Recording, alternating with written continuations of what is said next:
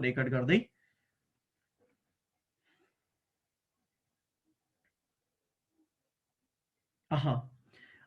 यो कोरोना सतर्कता अभियान अन्तर्गतको आदरणीय डाक्टर साहबहरूसँग परामर्श लिने यो कार्यक्रम दोस्रो श्रृङ्खलामा तपाईँ सम्पूर्णलाई हार्दिक स्वागत गर्दछौँ। हामी हाम्रो कास्की कोडिवा सञ्जाल परिवार सबै परिवार तपाईँलाई हार्दिक स्वागत छ। र आजको हाम्रो यो बसाइमा हामीले आदरणीय डाक्टर साहब किरण बस्ताकोटी सरलाई पाएका छौँ। डाक्टर किरण कमल बस्ताकोटी आयुर्वेदिक फिजिसियन हुनुहुन्छ। उहाँ चाहिँ अफिस चिफ हुनुहुन्छ डिस्ट्रिक्ट आयुर्वेदिक हेल्थ सेन्टर पर्वतका चाहिँ डाक्टर साहब हुनुहुन्छ। डाक्टर साहबलाई हार्दिक स्वागत गर्दछौँ कार्यक्रममा। कृपया डाक्टर साहब त्यसलाई अनम्युट गरिदिनु होला कृपया। डाक्टर साहब अनम्युट गरिदिनुहोस् त, पहिला अनम्युट गर्नुहोस्। ओके, ठिक छ सरलाई हार्दिक स्वागत छ कार्यक्रममा। Thank you sir.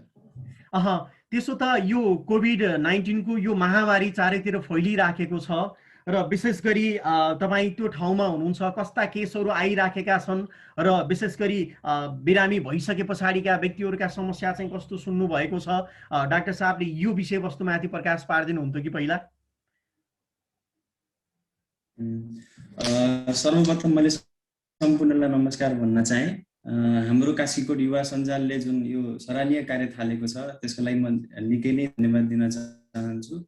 धेरै कुराहरू यस्ता हुँदा रहेछन्, हामीले बिरामीसँग सम्पर्क गर्न उहाँहरूलाई बुझाउन पनि हरेक इन्डिभिजुअललाई बुझाउन गाह्रो हुने र उहाँहरूलाई पनि सानो कुराहरूमा खुल्दुली हुने, यो खाना हुन्छ कि हुँदैन, त्यो खाना हुन्छ कि हुँदैन, म अस्पताल कहिले जानुपर्छ, कुन अवस्थामा जानुपर्छ भन्ने हरेक सानो कुराहरूले उहाँहरूलाई अप्ठ्यारो बनाइरहेको यो अवस्थामा चाहिँ हामीले यो मञ्च बनाएर उहाँहरूको जिज्ञासा हटाउने जुन प्रयास गऱ्यौँ त्यसको लागि म हाम्रो कास्कीकोट युवा सञ्जाललाई फेरि पनि धन्यवाद दिन चाहन्छु। सरले सोध्नुभएको प्रश्न अनुसार कस्ता खालका बिरामीहरू आउनुहुन्छ भन्ने कुरा गर्दा सामान्य ओपिडीमा पनि अहिले रुगाखोकी लागेका, ज्वरो आएको, पखाला लागेको भन्ने सिम्पटम्सहरू लिएर आउनुभएको बिरामीहरू पाइन्छ। त्यो लगायत त्यो बाहेक अन्य समस्याका बिरामीहरू त आउने नै भइ नै हाले। तर यो बेलामा भने प्राय जसो मानिसहरूमा चाहिँ ज्वरो आएको, खोकी लागेको या सामान्य घाँटी दुखेको, झाडा पखाला लागेको, बान्ता आउने गरेको यस्ता समस्याहरू लिएर आउनुहुन्छ। उहाँहरूलाई चाहिँ हामीले आफैले यहाँबाट म्यानेज गर्न सक्ने कुराहरू म्यानेज गर्छौँ। उहाँहरूलाई चाहिँ आइसोलेसनमा रहनको लागि, जथाभावी नडुल्नको लागि हामी आग्रह गर्छौँ र आवश्यक परेमा आरटी-पीसीआरहरू गर्नको लागि सम्बन्धित सेवा केन्द्रहरूमा जाने र अन्य अरू समस्याहरू देखा परेमा कहाँ जाने भन्ने कुराहरू पनि उहाँहरूलाई जानकारी गराउँछौँ। यो कस्ता लक्षणहरू देखिएका व्यक्तिहरूले आरटी-पीसीआर गर्नै पर्छ डाक्टर साहब? यो अवस्थामा के छ भने सर, अन्य कुनै रोग भनेर प्रमाणित नभएसम्म ज्वरो आएको छ, घाँटी दुखेको छ, खोकी लागेको छ, भाइरल फिभरका लक्षणहरू छन्, ज्यान दुखेको छ, पखाला लागेको छ लगायत यहाँ हामीले सुनिरहेका जुन लक्षणहरू छन्, ती लक्षणहरू देखा पर्यो भने हामीले चाहिँ आरटी-पीसीआर गर्न जरुरी रहन्छ। किन भन्दाखेरि एक त आफ्नो अर्ली डायग्नोसिस र अर्ली ट्रिटमेन्टको लागि पनि त्यसले सघाउ पुग्छ। हामी यदि डायग्नोसिस गर्ने ढिलो गऱ्यौँ, हामी चाहिँ लक्षण देखेर म घरमै बस्छु भनेर बस्यो भने पछि आफूलाई कालान्तरमा असवस्था भयो, कुनै इमर्जेन्सी ट्रिटमेन्टहरू चाहियो भनेदेखि चाहिँ फेरि हामी बिगिनिङबाट पीसीआर मार्फत जानु पर्दाखेरि समय लाग्न सक्छ, कहाँ जाने भन्ने कुराहरू फेरि अप्ठ्यारो पर्न सक्छ। अर्को कुरा के भने आफू सँगसँगै आफ्नो परिवारजन, आफ्नो आफन्तजनहरूलाई पनि जोगाउनको लागि आरटी-पीसीआर हामी चाहिँ आफू संक्रमित भयौँ भने यो सामान्य फ्लू हो, यो अरू बेला पनि मलाई लाग्थ्यो, भइ नै रहन्छ भनेर हामी डुल्यौँ भनेदेखि यो संक्रमण अन्य समुदायमा पनि फैलन सक्ने सम्भावना भएको कारणले गर्दा अरूलाई बचाउनको निम्ति भए पनि हामीले आरटी-पीसीआर गर्नुपर्छ। अर्को भनेको त अर्ली ट्रिटमेन्टको लागि पनि आरटी-पीसीआर त जरुरी नै छ। यो हुन्छ सँगसँगै कहिलेकाहीँ अरू रोगहरू पनि हुन सक्छन्, टाइफाइड हुन सक्छ, मलेरिया हुन सक्छ, अन्य विभिन्न रोगहरू पनि हो कि होइन पनि हुन सक्छ। त्यसको लागि पनि आरटी-पीसीआर चाहिँ गर्न जरुरी छ यस्ता खालको लक्षणहरू देखिएमा। यो विशेष गरी केही बिरामीहरू यो ज्वरो आइसके पछाडि, टाउको दुखिसके पछाडि, रुवाखोकी निरन्तर भइसके पछाडि आरटिपिसिआर गर्ने यो ट्रेन्ड बढिराखेको छ डाक्टर साहब, र यो विषयमा चाहिँ सरले के दिनुहुन्छ, कस्तो सुझाव दिनुहुन्छ हाम्रा सम्पूर्ण आदरणीय व्यक्तित्वहरूलाई? यो कस्तो छ भने सर, यो अघिल्लो चरणको जुन अघिल्लो हाम्रो लहर देखिएको थियो कोरोनाको, त्यसमा देखिएका सिम्टम्सहरू भन्दा अहिलेका सिम्टम्सहरू अलिकति सिभियर खालका सिम्टम्स हुन् कि भन्ने लाग्छ। र पहिला जतिलाई कोरोना पोजिटिभ भएर पनि असिम्टोमेटिक भन्नाको मतलब लक्षण नदेखाइकन रहनु भएको थियो भने अहिले जतिलाई पनि कोरोनाको संक्रमण भएको छ उहाँहरूले लक्षण देखाउनु भएको छ। कतिले लक्षण जटिलतातर्फ आउनुहुन्छ भने कतिको लक्षणहरू साधारण छन्। तसर्थ पछि समस्या आइहाल्न सक्छ, म तत्कालको उपचार गर्न सक्छु भन्ने खालको अवस्थामा हुनुहुन्छ भने आरटिपिसिआर नगरिकन आफ्नो हस्पिटलको नजिक छु, स्वास्थ्य सेवा केन्द्रहरूको नजिक छु भने आरटिपिसिआर नगरिकन घरमा आइसोलेट भएर बस्न सकिएला। होइन, मलाई चाहिँ समस्या बढ्न सक्छ, भोलि पर्सि समस्या बढ्न सक्छ, अन्य रोगहरू पनि लागेको छ, दीर्घ रोगको समस्याहरू छ, औषधिहरू खाइरहेको छु, उमेर 55-60 भन्दा माथिको उमेर छ, रोग प्रतिरोधात्मक क्षमता कम छ भने बेलामा नै आफ्नो रोग चिनेर आफू पनि सतर्क रहने र अर्कालाई पनि सतर्क रहनुको लागि आरटिपिसिआर त गर्न जरुरी नै छ। डाक्टर साहबले यो विषयमा चाहिँ खुलाइसक्नु भएको छ र आदरणीय व्यक्तित्वहरूलाई आफ्ना समस्याहरू, तपाईँका समस्याहरू चाहिँ डाक्टर साहब सामु, तपाईँका जति समस्या छन्, जति जिज्ञासाहरू छन् त्यो राखिदिनु हुनुको लागि यति बेला अब हामी मञ्च तपाईँलाई प्रदान गर्छौँ। शान्ति म्यामले केही भन्न खोज्दै हुनुहुन्छ, विष्णु दाईले केही जोड्न खोज्दै हुनुहुन्छ जहाँसम्म लाग्छ, मलाई त्यही महसुस गरिराखेको छु। कृपया तपाईँको पालो हो अब।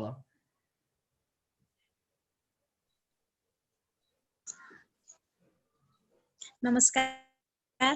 नमस्कार डाक्टर साहब, नमस्कार। नमस्कार। नमस्कार।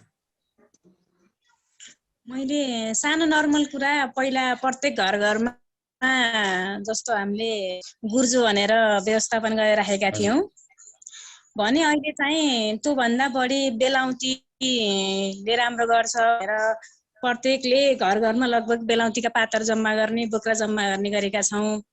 अब यो चाहिँ संक्रमित भइसकेपछि युज गर्ने हो या हामी जस्तै संक्रमित नहुँदै युज गर्ने हो, अथवा त्यो युज गर्नै नमिल्ने हो, गर्न मिल्ने भएदेखि कसरी कुन तरिकाले मिल्ने हो त्यो चाहिँ मलाई जानएको।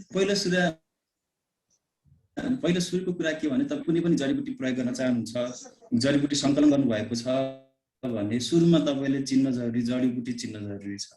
हामीले चाहिँ धेरै जडीबुटीहरूलाई चाहिँ गुर्जो भनेर कसैले गानो गुर्जोलाई ठान्नु रहेछ, जुन बाटुलपाते हो। गुर्जोका पनि विभिन्न भेरिएन्टहरू हुन्छन्। कोही चाहिँ लिभर टक्सिसिटी गराउने, लिभरलाई चाहिँ डोज बढी भयो भने लिभरको टक्सिसिटी गराउने हुन्छ।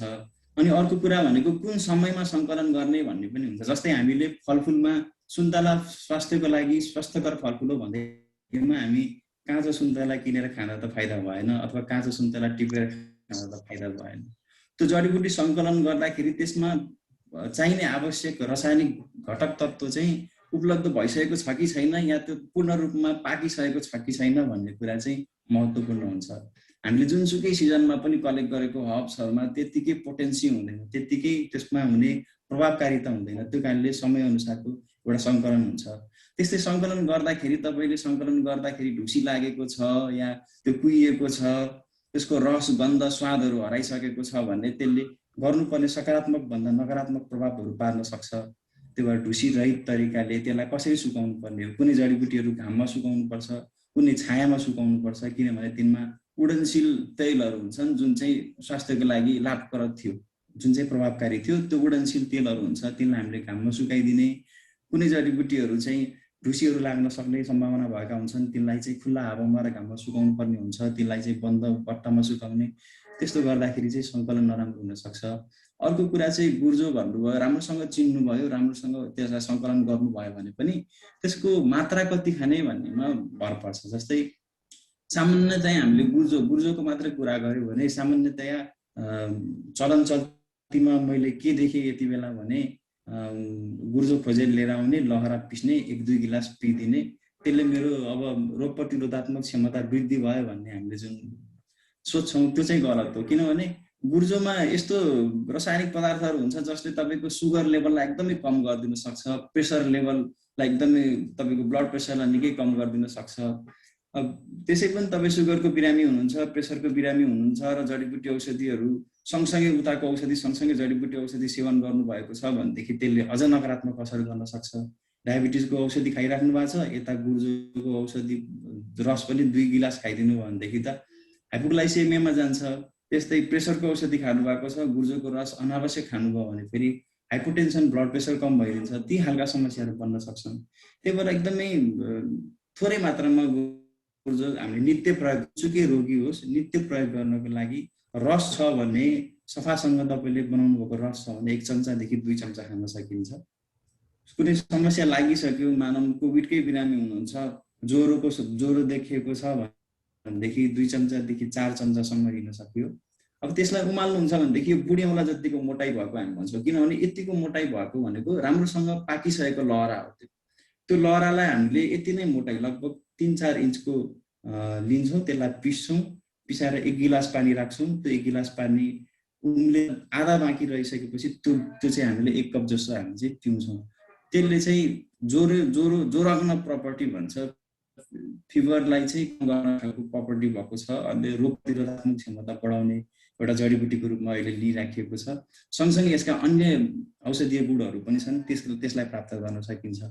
अनि अहिले यो गुआवा लिप्स को पनि कुरा आइरहेको छ, बेलौतीको पात।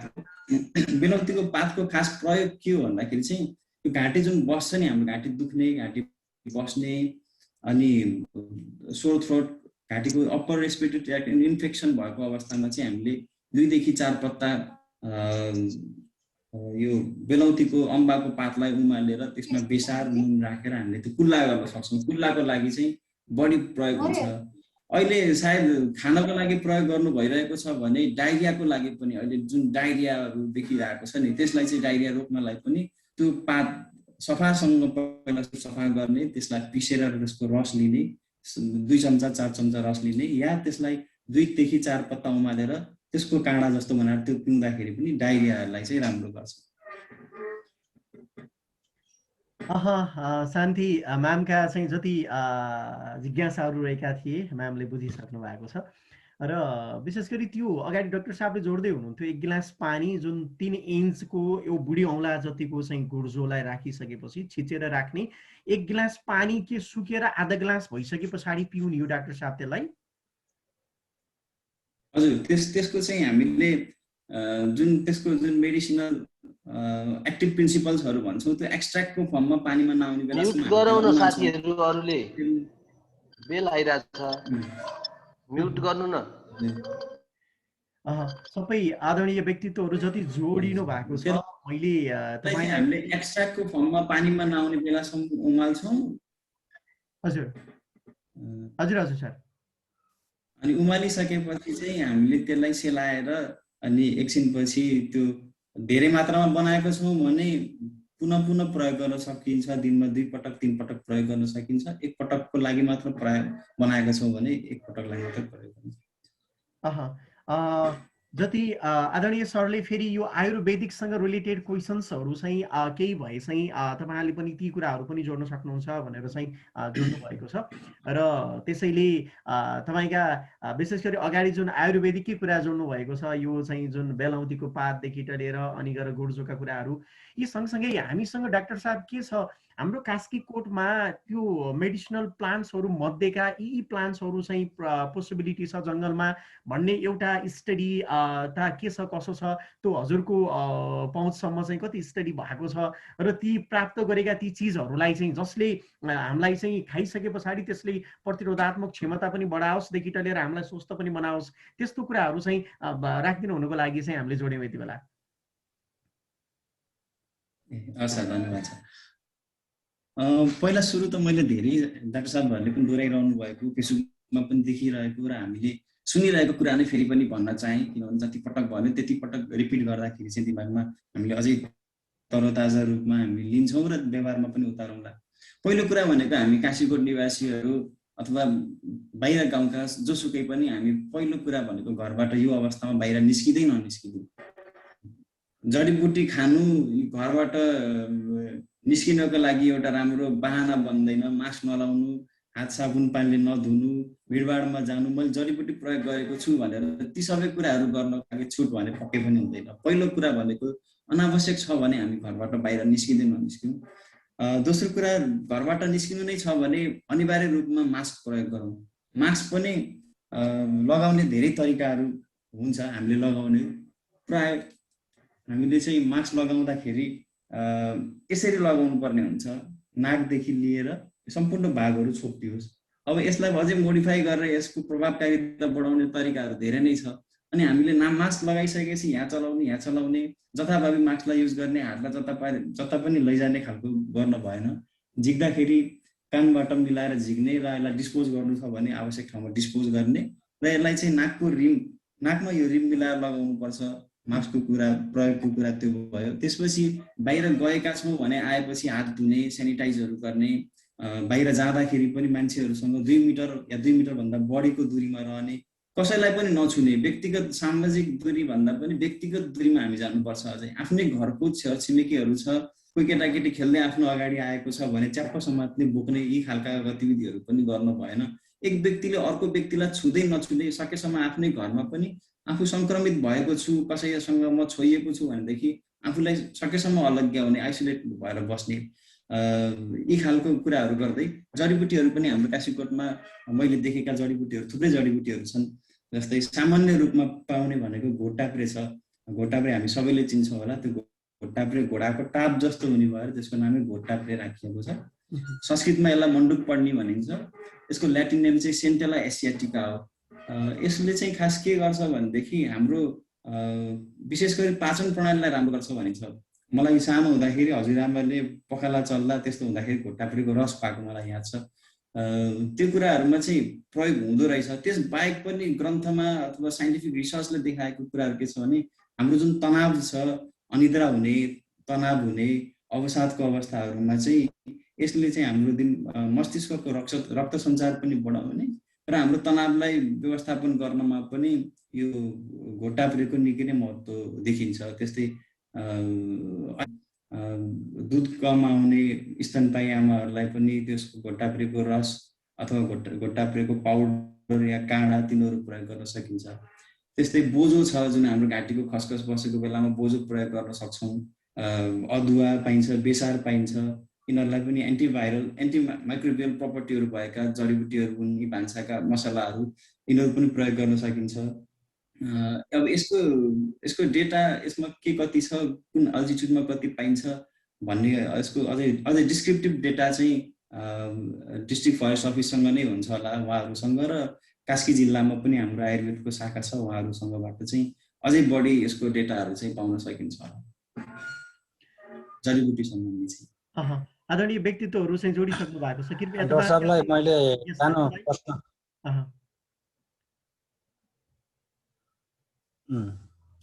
डाक्टर साहबलाई मैले सानो प्रश्न राख्न मन लाग्यो।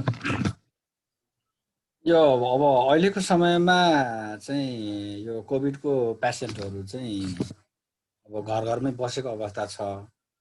अब कोभिडको पेसेन्टहरूमा आउने चाहिँ एक किसिमको चाहिँ साइकोलोजिकल भन्नाले अब मानसिक रूपमा पनि एउटा डर जस्तो कुराहरू पनि एकातिर देखिएको छ भनेदेखि अब घरभित्रै होम आइसोलेसनमा बसेको अवस्थामा परिवारले कस्तो खालको व्यवहार गर्नुपर्ने हो त्यसको सम्बन्धमा अलिकति प्रकाश पार्दिनुहुन्थ्यो नि डाक्टर साहब?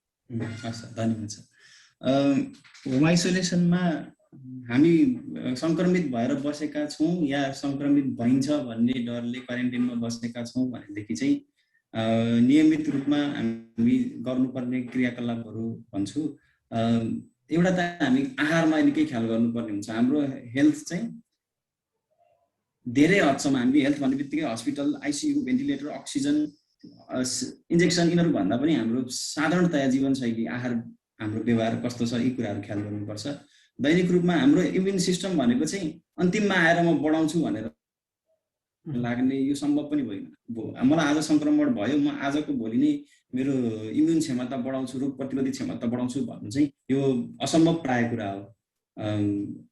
त्यो भएको कारणले यो इम्युन सिस्टमलाई बढाउने भनेको यो लामो प्रोसेस हो। यसलाई चाहिँ पहिलाबाट नै हामी पालना गर्दै आउनुपर्छ। जस्तै घरमा छौँ, हामी आइसोलेसनमा छौँ या क्वारेन्टिनमा बसेका छौँ भने दैनिक रूपमा हामीले खाने कुराहरूमा जस्तै फलफुल खान्छौँ भने साइट्रस फ्रुटहरू बढी खाने भनिन्छ। जस्तै साइट्रस फ्रुट भनेको अमिलो फलफुलहरू, सुन्तला, कागती, जुनार, मौसमी, बोगटे यस्ता चिजहरू बढी खाने। सँगसँगै अन्य फलफुलहरू पनि खान सकिन्छ, अनार, अम्बा, सिजनल फलफुल के पाइन्छ त्यो खान सकिन्छ। त्यसमा चाहिँ धेरै मात्रामा भिटामिन सी, अरू एन्टिअक्सिडेन्ट्सहरू हुन्छ जसले गर्दाखेरि चाहिँ हामी रोग प्रतिरोधी क्षमता बढाउनको लागि भिटामिन्स, मिनरल्सहरू एकदमै धेरै आवश्यक हुन्छ। त्यस्तै हरियो सागपात, फलफुलहरू जे पाइन्छ आफ्नो नजिकै के पाइन्छ, पर्कोलो पाइन्छ, साग पाइन्छ, जलुको पाइन्छ, के पाइन्छ आफ्नो वरिपरि, न्युरो यी लगायतका चिजहरू जसमा आइरनहरू हुन्छ, भिटामिनहरू हुन्छ, सोलुबल फाइबरहरू हुन्छ, यी चिजहरू धेरैभन्दा धेरै प्रयोग गर्ने खानेकुराहरूमा। अर्को गेडागुडीको प्रोटिनहरू जुन चाहिँ हाम्रो बडीमा रोगसँग लड्नको लागि चाहिने एन्टिबडी र हामीलाई एसेन्सियल एमिनो एसिड्सहरू भयो, सेलेनियम भयो, क्रोमियम भयो, कपरहरू भयो, यस्ता चिजहरू एकदम अधिक मात्रामा हुने भनेको गेडागुडीहरूमा, ड्राई फ्रुट्सहरूमा, जुन सुकेको फलहरू हुन्छ त्यसमा बढी हुन्छ, दालहरूमा हुन्छ। त्यो भएर दालको मात्रा, गेडागुडीको मात्रा, प्रोटिनको मात्रा चाहिँ हामीले बढाउन जरुरी छ। त्यस्तै नखाने कुराहरू धेरै चिनी भएको चिजहरू, जुन आर्टिफिसियल स्विटनरहरू भए, त्यस्तै बजारमा आएका रिफाइन्ड सुगरहरू भए, त्यो सेतो चिनी भनिन्छ, त्यो चिजहरू कम गर्ने। अनि जङ्क फुडहरू, बाहिरका चिजहरू जुन चाहिँ न्युट्रिसनमा पनि कमी हुन्छ र अर्को कुरा त्यसले चाहिँ हाम्रो जुन मेटाबोलिजम, बडीको जुन नर्मल मेटाबोलिजम, चय उपचयको जुन प्रक्रिया छ त्यसलाई पनि हानि पुर्याउँछ। चाहिने मात्रामा न्युट्रिसन पनि पाइँदैन। त्यो कारणले त्यो कुराहरूलाई पनि गर्ने। मैले चाहिँ मेरो स्लाइड बनाएको थिएँ, यसलाई मैले सेयर गर्न मिल्छ? मिल्छ सर, मिल्छ, कृपया त्यहीँबाट मिल्छ, तपाईँले हेर्नुहोस् त। मैले slide host disable participant screen sharing slide गर्नको लागि उठ्नुहोस् त एम सर। त्यहाँ त उठ्दिन पर्छ, त्यहाँ के अरे यसो गरौँ न, त्यसलाई रामदाई कहाँबाट दिनुपर्छ त्यसलाई चाहिँ? अब म आफूले यहाँबाट दिन सक्दिनँ होइन। स्क्रिन सेयरको लागि यसो गरौँ, त्यहाँ मेसेन्जरमा हाल्दैन हुन्छ होला। मेसेन्जरमा हालेर चाहिँ स्लाइड्सहरू यहाँबाट स्क्रिन चाहिँ स्क्रिन यो सेयर गर्दा हुन्छ होला। सेयर आइटम मैले सेयर भनेको यहाँ छैन, हेर्नुहोस् त त्यता पनि सेयर आइटम त आउनु पर्ने त, स्क्रिन सेयर भनेर। सेयरबाट गर्दा हुन्छ। एडमिनले त्यहाँ पार्टिसिपेन्टमा जानुहोस् र राइट क्लिक गरेर त उ गर्नुहोस् त। पार्टिसिपेन्टमा जाने राइट क्लिक है, पार्टिसिपेन्ट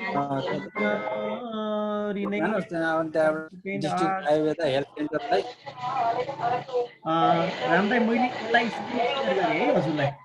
ओके, हेर्नुहोस् त। हजुर, जस्तो कि हाम्रो पार्टिसिपेन्ट जहाँ हुनुहुन्छ नि, यो पार्टिसिपेन्ट यहाँबाट चाहिँ तपाईँको फेरि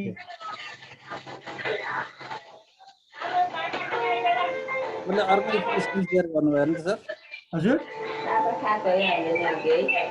यसलाई बन्द गरिदिनुहोस् त। बन्द गरिदिनुहोस् न अहिले, यसलाई बन्द गरिदिनुहोस्। बन्द गरिदिनुहोस्। स्क्रिन सेयर साहब अहिले ठिकै छ। अहिले अब आज त्यो स्लाइडलाई हामीले देखाउनु असमर्थ भइयो। हाम्रो कन्टिन्यू गरौँ। यसलाई टेक्निकली हामी म्यानेजमेन्ट गर्नेछौँ र हजुरले सर र मैले यहाँ एउटा च्याटमा केही कुराहरू लेखेँ, त्यहीँ पठाइदिनु भयो भने म यताबाट चाहिँ डेमोन्स्ट्रेट गर्छु अनि हजुरलाई एक्सप्लेन गर्दा बेटर हुन्छ नि। ल त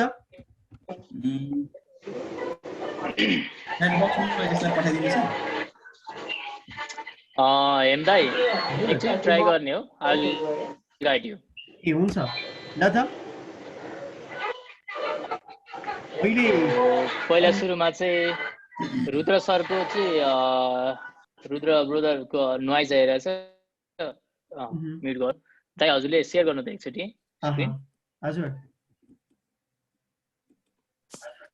हजुर एकचोटि हजुरको स्क्रिन सेयर गर्नु। हजुर त्यसपछि तल त्यो जुमको उ छ नि, त्यहाँ जाउँ त हामी।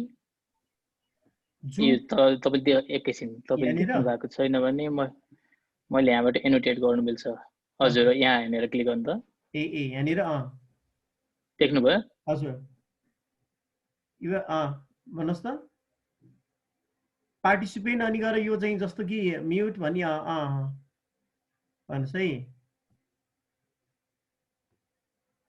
भन्नुहोस् त speaker, this is speaker then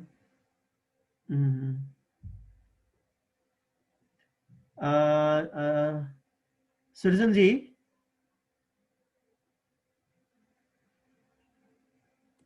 यहाँनिर भन्नुहोस् त यसो गरौँ मैले के मेल यहाँनिर मोर देख्नु भयो हजुर स्लाइडलाई पछि हेरौँ न सर पछि हामी यसैमा मोर देख्नु भयो पछि हेरौँला अहिले यति कन्टिन्यू गरौँ ल ठीक छ मोर हजुर मोर देखे हजुर पार्टिसिपेन्ट्समा गएर उहाँलाई को होस्ट बनाउनु भयो भने शेयर गर्न मिल्छ उहाँले स्लाइड पार्टिसिपेन्ट्सको लिस्टमा गएर उहाँलाई को होस्ट बनाउनु भयो भने इनेबल गर्नु भयो भने मिल्छ पार्टिसिपेन्ट्सबाट चाहिँ पार्टिसिपेन्ट होस्ट दिँदा नि हुन्छ नि एकछिन त स्लाइड देखाइन्जेल होस्टै दिँदा नि हुन्छ नि होस्टै हुन्छ यहाँ बरु सरलाई के गरी कसरी चाहिँ छोडौँ यो म पनि यहाँ हिजोबाट बल्ल यसलाई चाहिँ अलिकति इफेक्टिभली अगाडि बढाउनु होस्ट ल मैले सरलाई होस्टमा राखेँ है ल भइहाल्यो यस ल सर हजुर हुन्छ कृपया अगाडि बढ्नुहोस् ल हजुरको शेयर अनसेयर गर्नु त मैले यसलाई शेयर बन्द गर्नुहोस् तपाईँ ल ठिक छ ल किरण सर मिल्छ सरले हजुर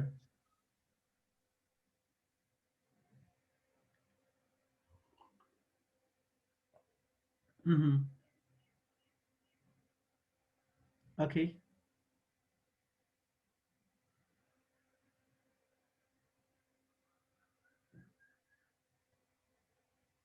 हामीसँग 10 मिनट भएको समय यसले दिएको छ फेरि जोडौँ रिजोइन हुँला है ठीक छ यो 10 मिनटमा यसलाई डिस्क्रिप्सन गरेर चाहिँ सरले भ्याउनु हुनेछ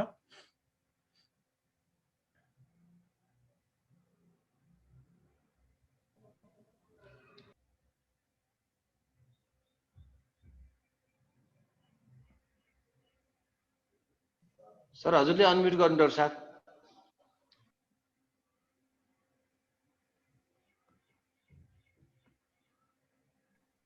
सर देखिएको छ हजुर सर हजुर क्लियर छ प्रिभेन्सनको कुरा मैले अघि पनि गरिसकेँ यसको विषयमा धेरै थाहा छ हामीले हेरि पनि सक्यौँ नेक्स्ट स्लाइडमा जाँदा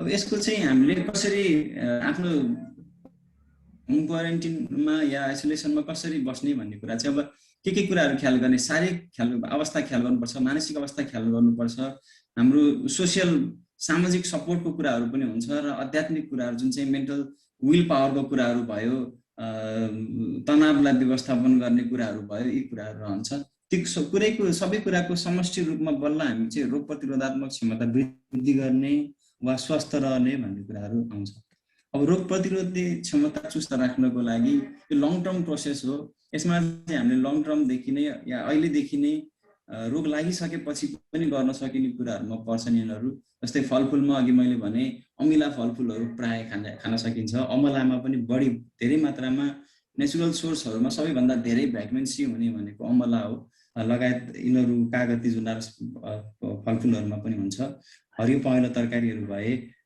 गेडागुडी दाल सुक्खा फलफुलको कुरा गरिहालेँ दुध दहीमा चाहिँ ल्याक्टोबेसिलस ल्याक्टोएल्बुमिन क्याल्सियम ट्रिप्टोफ्यान यिनीहरू जस्ता जुन केमिकलहरू हुन्छ जसले चाहिँ हामीलाई रोगसँग लड्नको लागि पनि मद्दत गर्छ र तनाव व्यवस्थापन निद्रा नपर्ने अवसादको अवस्थामा पनि यो दुधले राम्रो गर्छ दुध खाँदाखेरि चाहिँ हामीले गोल्डन मिल्क भनेर अहिले जुन रिसर्चमा पनि आइरहेको छ र धेरै प्रचारमा र प्रयोगमा पनि आएको छ बेसारमा चाहिँ 2-3 चिम्टी जति दुधमा चाहिँ 2-3 चिम्टी जति बेसार राख्ने त्यो भनेको 1/4 चम्चा बेसार राख्ने र मरिच राख्ने मरिच पनि 1 चिम्टी या एउटा चम्चाको 1/8 भाग राखेर त्यो चाहिँ हामीले सेवन गर्न सक्छौँ। फ्रिजमा राखेको दहीहरू होइन कि जुन हामीले फ्रिज बाहिर राखेका दही दुधहरू पनि सेवन गर्न सक्छौँ।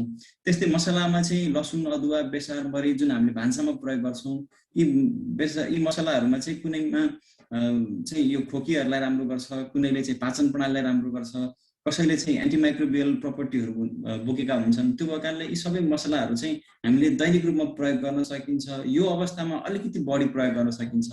अब यसबाट हुने बेफाइदाहरू भनेको मात्र ग्यास्ट्राइटिसको प्राय जस्तो समस्या हुन सक्छ। धेरै मात्रामा खायौँ भने मरिच धेरै हालेर खाने, दालचिनीहरू यस्ता मसलाहरू बढी हालेर खायो भनेदेखि चाहिँ ग्यास्ट्राइटिसहरू हुन सक्छ। त्यही भएर अलि विचार पुर्याएर यी चाहिँ दिनानुदिन हामीले हरेक पटक चिया खाँदा होस् या हामीले खाना खाँदा, तरकारीहरू खाँदाखेरि यसको धेरैभन्दा धेरै प्रयोग गर्न सकिन्छ। त्यस्तै नित्यसेवी सधैँ प्रयोग गर्न सकिने विभिन्न जडीबुटीहरू छन्। तीमध्येमा तुलसी हामीले सधैँ प्रयोग गर्न सक्छौँ। 2-4 चम्चा हामीले तुलसीको पत्ता सफा गरेर चबाउन सक्छौँ या त्यसलाई पकाएर चिया बनाउन सक्छौँ।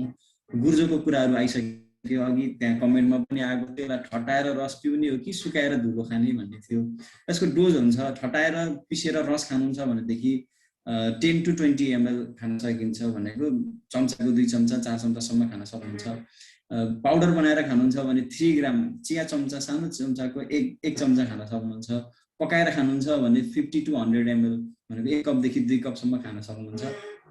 असुरो 2 पत्तादेखि 4 पत्ता, बढीमा 2 पत्ता जतिले पनि ठिकै गर्छ। तपाईँलाई यो घाँटी कफ जमेर कफ ननिस्केको अवस्थामा, ज्वरो भएको अवस्थामा चाहिँ असुरोको 2 पत्ता जति लिने, 1 गिलास पानी उमालेर आधा भइसकेपछि त्यो पानी पिउँदाखेरि हुन्छ। तितो हुन्छ तर यो कफको लागि, कफ निकाल्नको लागि यसमा ब्रोमेक्जिन अनि भेसिसिन भन्ने जुन एक्टिभ प्रिन्सिपल्सहरू हुन्छ त्यसबाट एक्सट्र्याक्ट गरेर कफ सिरपहरू पनि बनाइएको छ।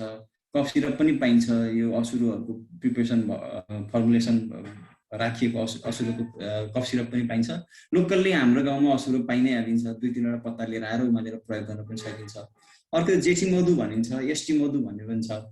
यसको चाहिँ लहरा हुन्छ। यसको लहरा हाम्रो गाउँमा चाहिँ मैले देखाएको छैन, बजारमा किन्न पाइन्छ। अब यो अवस्थामा बजारमा गएर किन्न उपयुक्त पनि नमिल्ला, तर हामीले लोकल्ली पाइने अरू हर्ब्सहरू, अरू मसलाहरू प्रयोग गर्न सकिन्छ। बजारको प्याकेटको खानेकुराहरू नखाने, किनभने यिनीहरूमा त न्युट्रिसन हुँदैन, हाम्रो इम्युन सिस्टमलाई, हाम्रो हेल्थलाई सपोर्ट गर्ने कुराहरू हुँदैन, बरु यसले बिगार्ने काम चाहिँ गर्न सक्छ। शारीरिक सक्रियता हुनुपर्छ। हामी चाहिँ यो क्वारेन्टिनमा बसेको बेलामा या आइसोलेसन, सङ्क्रमित भएर आइसोलेसनमै बसेका छौँ भने पनि हामीले सक्ने खालको व्यायाम गर्नुपर्छ।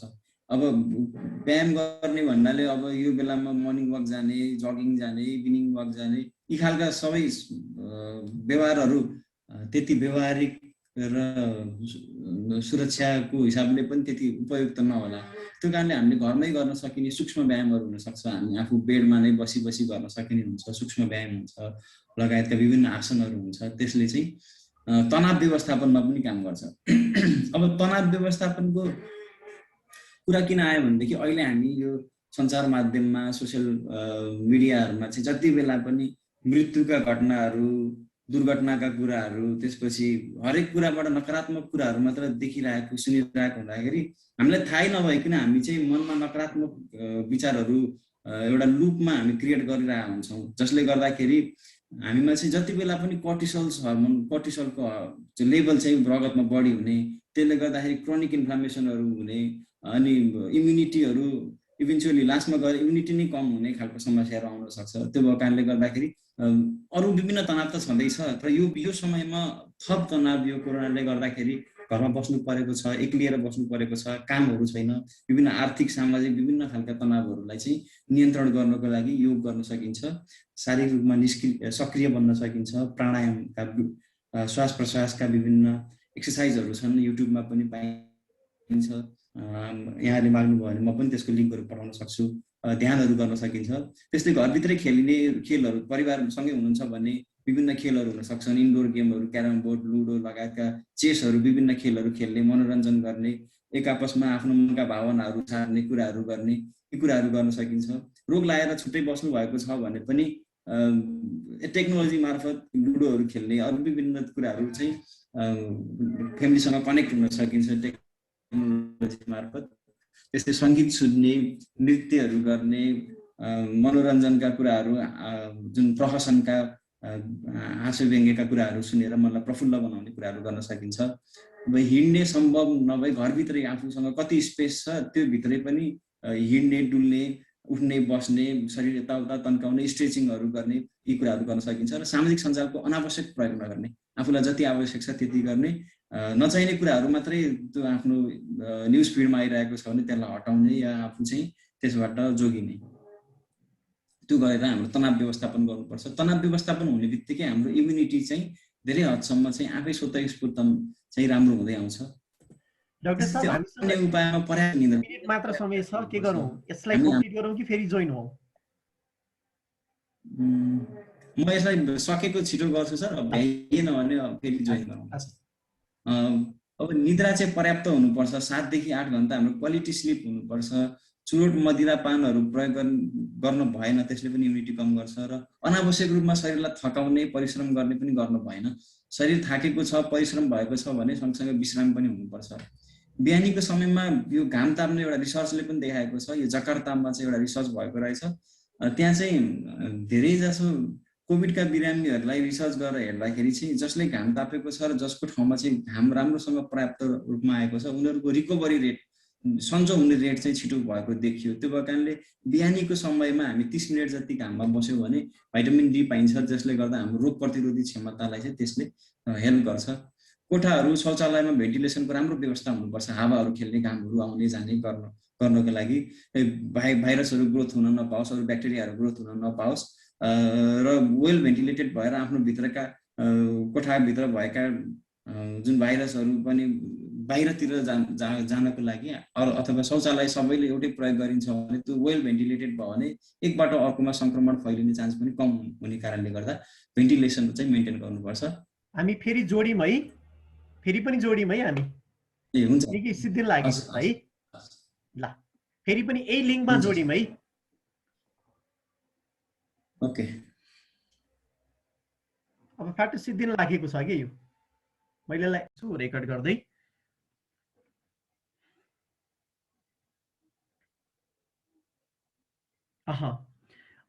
यो कोरोना सतर्कता अभियान अन्तर्गतको आदरणीय डाक्टर साहबहरूसँग परामर्श लिने यो कार्यक्रम दोस्रो श्रृङ्खलामा तपाईँ सम्पूर्णलाई हार्दिक स्वागत गर्दछौँ।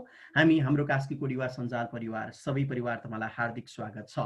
र आजको हाम्रो यो बसाइमा हामीले आदरणीय डाक्टर साहब किरण बस्ताकोटी सरलाई पाएका छौँ। डाक्टर किरण कमल बस्ताकोटी आयुर्वेदिक फिजिसियन हुनुहुन्छ, उहाँ चाहिँ अफिस चिफ हुनुहुन्छ, डिस्ट्रिक्ट आयुर्वेदिक हेल्थ सेन्टर पर्वतका चाहिँ डाक्टर साहब हुनुहुन्छ। डाक्टर साहबलाई हार्दिक स्वागत गर्दछौँ कार्यक्रममा। कृपया डाक्टर साहब त्यसलाई अनम्युट गरिदिनु होला कृपया। डाक्टर साहब अनम्युट गरिदिनुहोस् त, पहिला अनम्युट गर्नुहोस्। ओके, ठिक छ, सरलाई हार्दिक स्वागत छ कार्यक्रममा। Thank you sir. त्यसो त यो कोभिड-19 को यो महामारी चारैतिर फैलिराखेको छ र विशेष गरी तपाईँ त्यो ठाउँमा हुनुहुन्छ, कस्ता केसहरू आइराखेका छन् र विशेष गरी बिरामी भइसके पछाडिका व्यक्तिहरूका समस्या चाहिँ कस्तो सुन्नु भएको छ, डाक्टर साहबले यो विषयवस्तुमाथि प्रकाश पारिदिनुहुन्थ्यो कि पहिला?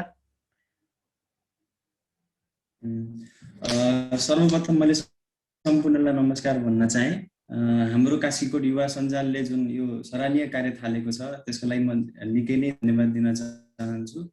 धेरै कुराहरू यस्ता हुँदा रहेछन्, हामीले बिरामीसँग सम्पर्क गर्न, उहाँहरूलाई बुझाउन पनि हरेक इन्डिभिजुअललाई बुझाउन गाह्रो हुने र उहाँहरूलाई पनि सानो कुराहरूमा खुल्दुली हुने, यो खान हुन्छ कि हुँदैन, त्यो खान हुन्छ कि हुँदैन, म अस्पताल कहिले जानुपर्छ, कुन अवस्थामा जानुपर्छ भन्ने हरेक सानो कुराहरूले उहाँहरूलाई अप्ठ्यारो बनाइरहेको यो अवस्थामा चाहिँ हामीले यो मञ्च बनाएर उहाँहरूको जिज्ञासा हटाउने जुन प्रयास गऱ्यौँ त्यसको लागि म हाम्रो कास्कीकोट युवा सञ्जाललाई फेरि पनि धन्यवाद दिन चाहन्छु।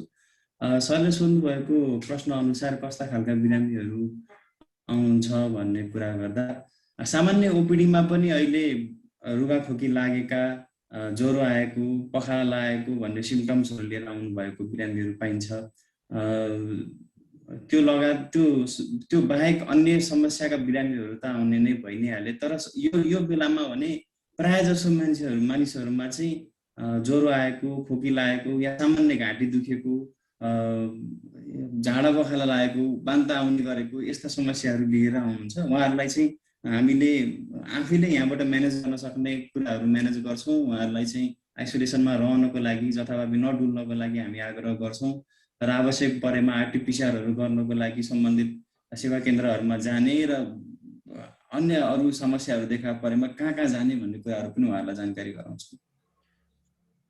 यो कस्ता लक्षणहरू देखिएका व्यक्तिहरूले आरटिपिसिआर गर्नै पर्छ डाक्टर साहब?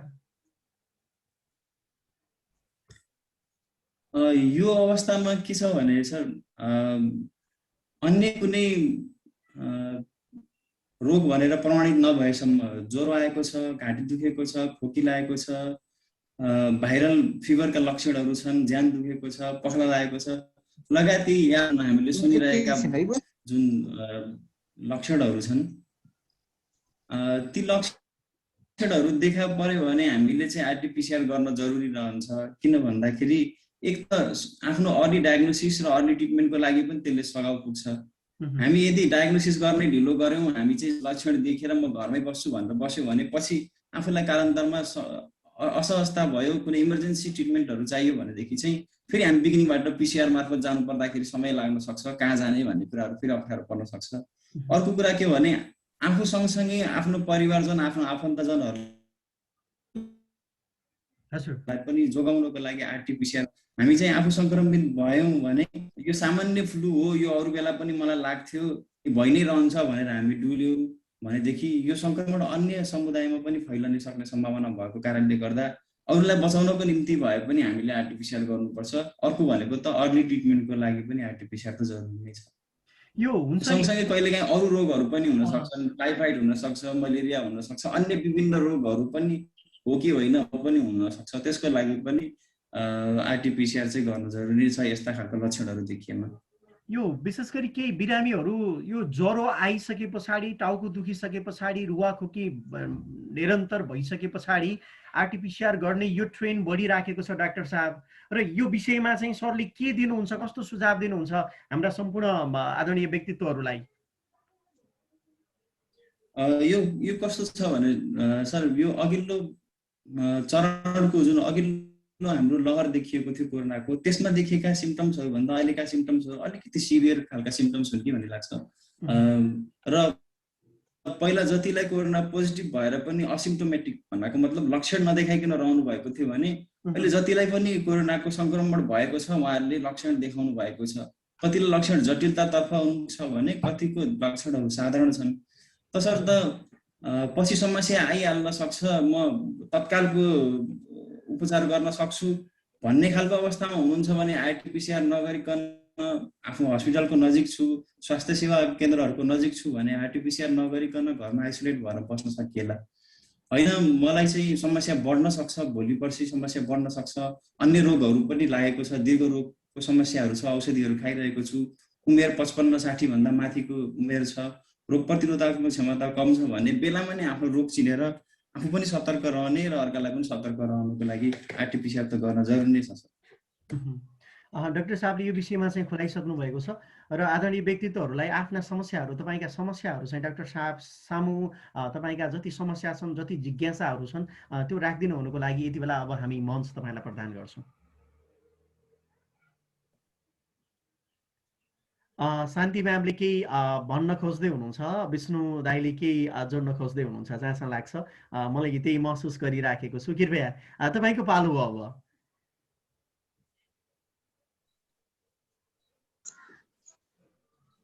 नमस्कार। नमस्कार डाक्टर साहब, नमस्कार। नमस्कार। नमस्कार। मैले सानो नर्मल कुरा पहिला प्रत्येक घरमा जस्तो हामीले गुर्जो भनेर व्यवस्थापन गरिराखेका थियौँ भने अहिले चाहिँ त्योभन्दा बढी बेलाउतीले राम्रो गर्छ भनेर प्रत्येकले घर घरमा लगभग बेलाउतीका पातर जम्मा गर्ने, बोक्रा जम्मा गर्ने गरेका छौँ।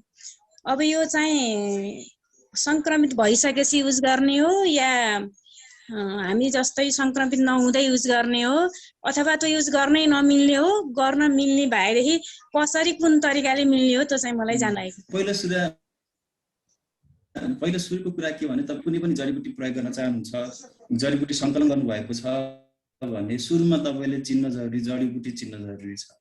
हामीले चाहिँ धेरै जडीबुटीहरूलाई चाहिँ गुर्जो भनेर कसैले गानो गुर्जोलाई ठान्नुहुँदो रहेछ, जुन बाटुलपाते हो।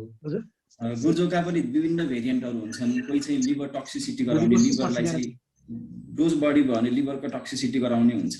अनि अर्को कुरा भनेको कुन समयमा सङ्कलन गर्ने भन्ने पनि हुन्छ। जस्तै हामीले फलफुलमा सुन्तला स्वास्थ्यको लागि स्वास्थ्यकर फलफुल हो भन्दैमा हामी काँचो सुन्तला किनेर खाँदा त फाइदा भएन, अथवा काँचो सुन्तला टिपेर खाँदा त फाइदा भएन। त्यो जडीबुटी सङ्कलन गर्दाखेरि त्यसमा चाहिने आवश्यक रासायनिक घटक तत्त्व चाहिँ उपलब्ध भइसकेको छ कि छैन, या त्यो पूर्ण रूपमा पाकिसकेको छ कि छैन भन्ने कुरा चाहिँ महत्त्वपूर्ण हुन्छ। हामीले जुनसुकै सिजनमा पनि कलेक्ट गरेको हर्ब्सहरूमा त्यत्तिकै पोटेन्सी हुँदैन, त्यत्तिकै त्यसमा हुने प्रभावकारिता हुँदैन। त्यो कारणले समयअनुसारको एउटा सङ्कलन हुन्छ। त्यस्तै सङ्कलन गर्दाखेरि तपाईँले सङ्कलन गर्दाखेरि ढुसी लागेको छ या त्यो कुहिएको छ, त्यसको रस गन्ध स्वादहरू हराइसकेको छ भने त्यसले गर्नुपर्ने सकारात्मक भन्दा नकारात्मक प्रभावहरू पार्न सक्छ। त्यो भएर ढुसी रहित तरिकाले त्यसलाई कसरी सुकाउनु पर्ने हो, कुनै जडीबुटीहरू घाममा सुकाउनु पर्छ, कुनै छायामा सुकाउनु पर्छ, किनभने तिनमा उडनशील तेलहरू हुन्छन् जुन चाहिँ स्वास्थ्यको लागि लाभप्रद थियो, जुन चाहिँ प्रभावकारी थियो। त्यो उडनशील तेलहरू हुन्छ, तिनलाई हामीले घाममा सुकाइदिने। कुनै जडीबुटीहरू चाहिँ ढुसीहरू लाग्न सक्ने सम्भावना भएका हुन्छन्, तिनलाई चाहिँ खुल्ला हावामा र घाममा सुकाउनु पर्ने हुन्छ, तिनलाई चाहिँ बन्द बट्टामा सुकाउने। त्यस्तो गर्दाखेरि चाहिँ सङ्कलन नराम्रो हुनसक्छ। अर्को कुरा चाहिँ गुर्जो भन्नुभयो, राम्रोसँग चिन्नुभयो, राम्रोसँग त्यसलाई सङ्कलन गर्नुभयो भने पनि त्यसको मात्रा कति खाने भन्नेमा भर पर्छ। जस्तै सामान्यतया हामीले गुर्जोको मात्रै कुरा गऱ्यो भने सामान्यतया चलन चल्तीमा मैले के देखेँ यति बेला भने गुर्जो खोजेर लिएर आउने, लहरा पिस्ने, 1-2 गिलास पिइदिने, त्यसले मेरो अब रोग प्रतिरोधात्मक क्षमता वृद्धि भयो भन्ने हामीले जुन सोच्छौँ त्यो चाहिँ गलत हो। किनभने गुर्जोमा यस्तो रासायनिक पदार्थहरू हुन्छ जसले तपाईँको सुगर लेभललाई एकदमै कम गरिदिन सक्छ, प्रेसर लेभललाई एकदमै तपाईँको ब्लड प्रेसरलाई निकै कम गरिदिन सक्छ। अब त्यसै पनि तपाईँ सुगरको बिरामी हुनुहुन्छ, प्रेसरको बिरामी हुनुहुन्छ र जडीबुटी औषधिहरू सँगसँगै उताको औषधि सँगसँगै जडीबुटी औषधि सेवन गर्नुभएको छ भनेदेखि त्यसले अझ नकारात्मक असर गर्न सक्छ। डायबिटिजको औषधि खाइराख्नु भएको छ, यता गुर्जोको औषधि रस पनि 2 गिलास खाइदिनु भयो भनेदेखि त हाइपोग्लाइसेमियामा जान्छ। त्यस्तै प्रेसरको औषधि खानु भएको छ, गुर्जोको रस अनावश्यक खानुभयो भने फेरि हाइपोटेन्सन, ब्लड प्रेसर कम भइदिन्छ, ती खालका समस्याहरू बन्न सक्छन्। त्यही भएर एकदमै थोरै मात्रामा गुर्जो हामीले नित्य प्रयोग, जुकै रोगी होस् नित्य प्रयोग गर्नको लागि रस छ भने सफासँग तपाईँले बनाउनु भएको रस छ भने 1 चम्चादेखि 2 चम्चा खान सकिन्छ। कुनै समस्या लागिसक्यो, मानव कोभिडकै बिरामी हुनुहुन्छ, ज्वरो देखिएको छ भनेदेखि 2 चम्चादेखि 4 चम्चासम्म लिन सक्यो। अब त्यसलाई उमाल्नुहुन्छ भनेदेखि यो बुढी औँला जतिको मोटाइ भएको हामी भन्छौँ, किनभने यतिको मोटाइ भएको भनेको राम्रोसँग पाकिसकेको लहरा हो। त्यो लहरालाई हामीले यति नै मोटाइ लगभग 3-4 इन्चको लिन्छौँ, त्यसलाई पिस्छौँ, पिसाएर 1 गिलास पानी राख्छौँ। त्यो 1 गिलास पानी उनले आधा बाँकी रहिसकेपछि त्यो चाहिँ हामीले 1 कप जस्तो हामी चाहिँ पिउँछौँ। त्यसले चाहिँ जोराग्न प्रपर्टी भन्छ, फिभरलाई चाहिँ कम गर्न खालको प्रपर्टी भएको छ। अहिले रोग प्रतिरोधात्मक क्षमता बढाउने एउटा जडीबुटीको रूपमा अहिले लिइराखिएको छ। सँगसँगै यसका अन्य औषधीय गुणहरू पनि छन्, त्यसलाई प्राप्त गर्न सकिन्छ। अनि अहिले यो गुआवा लिप्स को पनि कुरा आइरहेको छ, बेलौतीको पात। बेलौतीको पातको खास प्रयोग के हो भन्दाखेरि चाहिँ यो घाँटी जुन बस्छ नि, हाम्रो घाँटी दुख्ने, घाँटी बस्ने, अनि सोर थ्रोट, घाँटीको अप्पर रेस्पिरेटरी ट्र्याक्ट इन्फेक्सन भएको अवस्थामा चाहिँ हामीले 2 देखि 4 पत्ता यो बेलौतीको अम्बाको पातलाई उमालेर त्यसमा बेसार नुन राखेर हामीले त्यो कुल्ला गर्न सक्छौँ। कुल्लाको लागि चाहिँ बढी प्रयोग हुन्छ। अहिले सायद खानको लागि प्रयोग गर्नु भइरहेको छ भने डायरियाको लागि पनि अहिले जुन डायरियाहरू देखिरहेको छ नि, त्यसलाई चाहिँ डायरिया रोक्नलाई पनि त्यो पात सफासँग पहिला सफा गर्ने, त्यसलाई पिसेर त्यसको रस लिने, 2 चम्चा 4 चम्चा रस लिने, या त्यसलाई 2 देखि 4 पत्ता उमालेर त्यसको काँडा जस्तो बनाएर त्यो पिउँदाखेरि पनि डायरियालाई चाहिँ राम्रो गर्छ। शान्ति म्यामका चाहिँ जति जिज्ञासाहरू रहेका थिए म्यामले बुझिसक्नु भएको छ। र विशेष गरी त्यो अगाडि डाक्टर साहबले जोड्दै हुनुहुन्थ्यो 1 गिलास पानी जुन 3 इन्चको यो बुढी औँला जतिको चाहिँ गुर्जोलाई राखिसकेपछि छिचेर राख्ने 1 गिलास पानी के सुकेर आधा गिलास भइसके पछाडि पिउने हो डाक्टर साहब त्यसलाई? हजुर, त्यसको चाहिँ हामीले त्यसको जुन मेडिसिनल एक्टिभ प्रिन्सिपल्सहरू भन्छौँ त्यो एक्सट्र्याक्टको फर्ममा पानीमा नआउने बेलासम्म म्युट गराउन साथीहरू, अरूले बेल आइरहेछ, म्युट गर्नु न। सबै आदरणीय व्यक्तित्वहरू जति जोडिनु भएको छ मैले हामीले एक्सट्र्याक्टको फर्ममा पानीमा नआउने बेलासम्म उमाल्छौँ। हजुर हजुर हजुर सर। अनि उमालिसकेपछि चाहिँ हामीले त्यसलाई सेलाएर अनि एकछिनपछि त्यो धेरै मात्रामा बनाएको छौँ भने पुनः प्रयोग गर्न सकिन्छ। दिनमा 2 पटक 3 पटक प्रयोग गर्न सकिन्छ। एक पटकको लागि मात्र बनाएको छौँ भने एक पटक लागि मात्र प्रयोग हुन्छ। जति आदरणीय सरले फेरि यो आयुर्वेदिकसँग रिलेटेड क्वेसन्सहरू चाहिँ केही भए चाहिँ तपाईँहरूले पनि ती कुराहरू पनि जोड्न सक्नुहुन्छ भनेर चाहिँ जोड्नु भएको छ। र त्यसैले तपाईँका विशेष गरी अगाडि जुन आयुर्वेदिकै कुरा जोड्नु भएको छ, यो चाहिँ जुन बेलौतीको पातदेखि लिएर अनि गएर गुर्जोका कुराहरू, यी सँगसँगै हामीसँग डाक्टर साहब के छ, हाम्रो कास्कीकोटमा त्यो मेडिसिनल प्लान्ट्सहरू मध्येका यी प्लान्ट्सहरू चाहिँ पोसिबिलिटी छ जङ्गलमा भन्ने एउटा स्टडी के छ, कसो छ, त्यो हजुरको पहुँचसम्म चाहिँ कति स्टडी भएको छ र ती प्राप्त गरेका ती चिजहरूलाई चाहिँ जसले हामीलाई चाहिँ खाइसके पछाडि त्यसले प्रतिरोधात्मक क्षमता पनि बढाओस् देखि लिएर हामीलाई स्वस्थ पनि बनाओस्, त्यस्तो कुराहरू चाहिँ राखिदिनु हुनुको लागि चाहिँ हामीले जोड्यौँ यति बेला। धन्यवाद छ। पहिला सुरु त मैले धेरै डाक्टर साहबहरूले पनि दोहोऱ्याइरहनु भएको, फेसबुकमा पनि देखिरहेको र हामीले सुनिरहेको कुरा नै फेरि पनि भन्न चाहेँ, किनभने जति पटक भन्यो त्यति पटक रिपिट गर्दाखेरि चाहिँ दिमागमा हामीले अझै तरोताजा रूपमा हामी लिन्छौँ र व्यवहारमा पनि उतारौँला। पहिलो कुरा भनेको हामी काशीकोट निवासीहरू अथवा बाहिर गाउँका जोसुकै पनि हामी पहिलो कुरा भनेको घरबाट यो अवस्थामा बाहिर निस्किँदै ननिस्किँदै जडीबुटी खानु घरबाट निस्किनको लागि एउटा राम्रो बहाना बन्दैन। मास्क नलाउनु, हात साबुन पानीले नधुनु, भिडभाडमा जानु, मैले जडीबुटी प्रयोग गरेको छु भनेर ती सबै कुराहरू गर्नको लागि छुट भने पक्कै पनि हुँदैन। पहिलो कुरा भनेको अनावश्यक छ भने हामी घरबाट बाहिर निस्किँदै ननिस्किनु। दोस्रो कुरा, घरबाट निस्किनु नै छ भने अनिवार्य रूपमा मास्क प्रयोग गरौँ। मास्क पनि लगाउने धेरै तरिकाहरू हुन्छ हामीले लगाउने। प्राय हामीले चाहिँ मास्क लगाउँदाखेरि यसरी लगाउनु पर्ने हुन्छ, नाकदेखि लिएर सम्पूर्ण भागहरू छोपियोस्। अब यसलाई अझै मोडिफाई गरेर यसको प्रभावकारिता बढाउने तरिकाहरू धेरै नै छ। अनि हामीले मास्क लगाइसकेपछि यहाँ चलाउने, जथाभावी मास्कलाई युज गर्ने, हातलाई जता पनि लैजाने खालको गर्न भएन। झिक्दाखेरि कानबाट मिलाएर झिक्ने र यसलाई डिस्पोज गर्नु छ भने आवश्यक ठाउँमा डिस्पोज गर्ने र यसलाई चाहिँ नाकमा यो रिम मिलाएर लगाउनु पर्छ।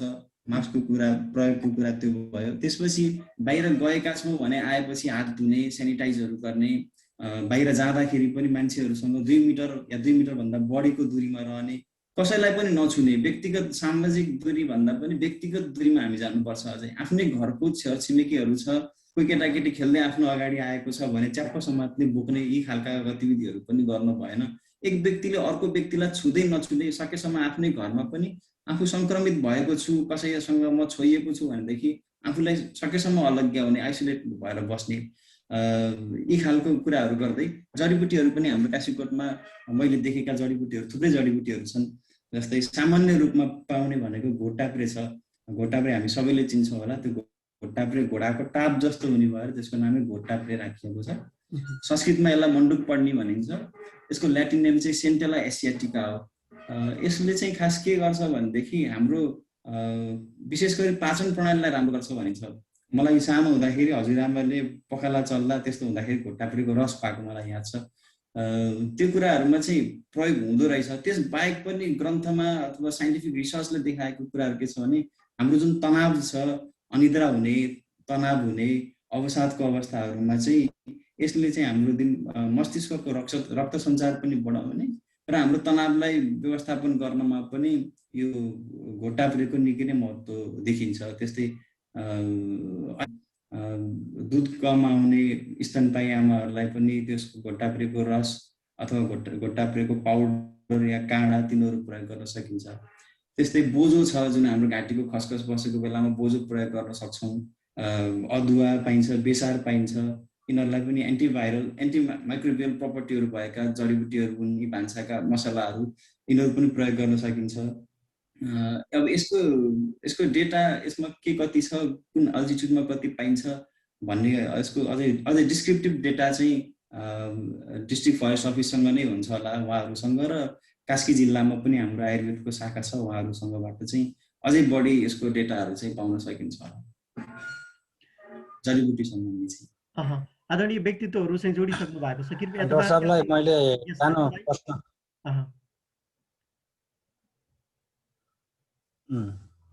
डाक्टर साहबलाई मैले सानो प्रश्न राख्न मन लाग्यो। यो अब अहिलेको समयमा चाहिँ यो कोभिडको पेसेन्टहरू चाहिँ अब घर घरमै बसेको अवस्था छ। अब कोभिडको पेसेन्टहरूमा आउने चाहिँ एक किसिमको चाहिँ साइकोलोजिकल भन्नाले अब मानसिक रूपमा पनि एउटा डर जस्तो कुराहरू पनि एकातिर देखिएको छ भनेदेखि अब घरभित्रै होम आइसोलेसनमा बसेको अवस्थामा परिवारले कस्तो खालको व्यवहार गर्नुपर्ने हो त्यसको सम्बन्धमा अलिकति प्रकाश पारिदिनुहुन्छ कि डाक्टर साहब? हस्, धन्यवाद छ। होम आइसोलेसनमा हामी सङ्क्रमित भएर बसेका छौँ या सङ्क्रमित भइन्छ भन्ने डरले क्वारेन्टाइनमा बसेका छौँ भनेदेखि चाहिँ नियमित रूपमा हामी गर्नुपर्ने क्रियाकलापहरू भन्छु। एउटा त हामी आहारमा निकै ख्याल गर्नुपर्ने हुन्छ। हाम्रो हेल्थ चाहिँ धेरै हदसम्म हामी हेल्थ भन्ने बित्तिकै hospital, ICU, ventilator, oxygen, injection यिनीहरू भन्दा पनि हाम्रो साधारणतया जीवनशैली, आहार, हाम्रो व्यवहार कस्तो छ यी कुराहरू ख्याल गर्नुपर्छ। दैनिक रूपमा हाम्रो इम्युन सिस्टम भनेको चाहिँ अन्तिममा आएर म बढाउँछु भनेर लाग्ने यो सम्भव पनि होइन। मलाई आज सङ्क्रमण भयो, म आजको भोलि नै मेरो इम्युन क्षमता बढाउँछु, रोग प्रतिरोधी क्षमता बढाउँछु भन्नु चाहिँ यो असम्भव प्राय कुरा हो। त्यो भएको कारणले यो इम्युन सिस्टमलाई बढाउने भनेको यो लामो प्रोसेस हो। यसलाई चाहिँ पहिलाबाट नै हामी पालना गर्दै आउनुपर्छ। जस्तै घरमा छौँ, हामी आइसोलेसनमा छौँ या क्वारेन्टिनमा बसेका छौँ भने दैनिक रूपमा हामीले खाने कुराहरूमा जस्तै फलफुल खान्छौँ भने साइट्रस फ्रुटहरू बढी खाने भनिन्छ। जस्तै साइट्रस फ्रुट भनेको अमिलो फलफुलहरू, सुन्तला, कागती, जुनार, मौसमी, बोगटे यस्ता चिजहरू बढी खाने। सँगसँगै अन्य फलफुलहरू पनि खान सकिन्छ। अनार, अम्बा, सिजनल फलफुल के पाइन्छ त्यो खान सकिन्छ। त्यसमा चाहिँ धेरै मात्रामा भिटामिन सी, अरू एन्टिअक्सिडेन्ट्सहरू हुन्छ जसले गर्दाखेरि चाहिँ हामी रोग प्रतिरोधी क्षमता बढाउनको लागि भिटामिन्स, मिनरल्सहरू एकदमै धेरै आवश्यक हुन्छ। त्यस्तै हरियो सागपात, फलफुलहरू जे पाइन्छ आफ्नो नजिकै के पाइन्छ, पर्कोलो पाइन्छ, साग पाइन्छ, जलुको पाइन्छ, के पाइन्छ आफ्नो वरिपरि, न्युरो यी लगायतका चिजहरू जसमा आइरनहरू हुन्छ, भिटामिनहरू हुन्छ, सोलुबल फाइबरहरू हुन्छ, यी चिजहरू धेरैभन्दा धेरै प्रयोग गर्ने खानेकुराहरूमा। अर्को गेडागुडीको प्रोटिनहरू जुन चाहिँ हाम्रो बडीमा रोगसँग लड्नको लागि चाहिने एन्टिबडी र हामीलाई एसेन्सियल एमिनो एसिड्सहरू भयो, सेलेनियम भयो, क्रोमियम भयो, कपरहरू भयो, यस्ता चिजहरू एकदम अधिक मात्रामा हुने भनेको गेडागुडीहरूमा, ड्राई फ्रुट्सहरूमा, जुन सुकेको फलहरू हुन्छ त्यसमा बढी हुन्छ। दालहरूमा हुन्छ, त्यो भएर दालको मात्रा, गेडागुडीको मात्रा, प्रोटिनको मात्रा चाहिँ हामीले बढाउनु जरुरी छ। त्यस्तै नखाने कुराहरू, धेरै चिनी भएको चिजहरू, जुन आर्टिफिसियल स्विटनरहरू भए, त्यस्तै बजारमा आएका रिफाइन्ड सुगरहरू भए, त्यो सेतो चिनी भनिन्छ, त्यो चिजहरू कम गर्ने। अनि जङ्क फुडहरू, बाहिरका चिजहरू जुन चाहिँ न्युट्रिसनमा पनि कमी हुन्छ र अर्को कुरा त्यसले चाहिँ हाम्रो जुन मेटाबोलिजम, बडीको जुन नर्मल मेटाबोलिजम, चय उपचयको जुन प्रक्रिया छ त्यसलाई पनि हानि पुर्याउँछ। चाहिने मात्रामा न्युट्रिसन पनि पाइँदैन। त्यो कारणले त्यो कुराहरूलाई पनि गर्ने। मैले चाहिँ मेरो स्लाइड बनाएको थिएँ, यसलाई मैले सेयर गर्न मिल्छ? मिल्छ सर, मिल्छ। कृपया त्यहीँबाट मिल्छ, तपाईँले हेर्नुहोस् त। मैले slide host disable participant screen sharing slide गर्नको लागि उठ्नुहोस् त एम सर। त्यहाँ त उठ्दैन पर्छ, त्यहाँ के अरे यसो गरौँ न, त्यसलाई रामदाई कहाँबाट दिनुपर्छ त्यसलाई चाहिँ? अब म आफूले यहाँ दिन सक्दिनँ होइन। स्क्रिन सेयरको लागि यसो गरौँ, त्यहाँ वेबिनारमा हाल्दैन हुन्छ होला। मेसेन्जरमा हालेर चाहिँ स्लाइड्सहरु यहाँबाट स्क्रिन चाहिँ स्क्रिन यो डाक्टर साहबले हाम्रो शेयर गर्दा हुन्छ होला शेयर आइटम मैले शेयर भनेको यहाँ छैन हेर्नुस् त त्यता पनि शेयर आइटम त आउनु पर्ने त स्क्रिन शेयर भनेर शेयरबाट गर्दा हुन्छ डाक्टर साहब एडमिनले त्यहाँ पार्टिसिपेन्टमा जानुस् र राइट क्लिक गरेर त उ गर्नुस् त पार्टिसिपेन्टमा जाने राइट क्लिक है पार्टिसिपेन्ट जानुस् त्यहाँबाट डिस्ट्रिक्ट आयुर्वेद हेल्थ सेन्टरलाई रामदाई मैले यसलाई स्क्रिन शेयर गरेँ है हजुरलाई ओके हेर्नुस् त हजुर जस्तो कि हाम्रो पार्टिसिपेन्ट जहाँ हुनुहुन्छ नि यो पार्टिसिपेन्ट यहाँबाट चाहिँ तपाईँको फेरि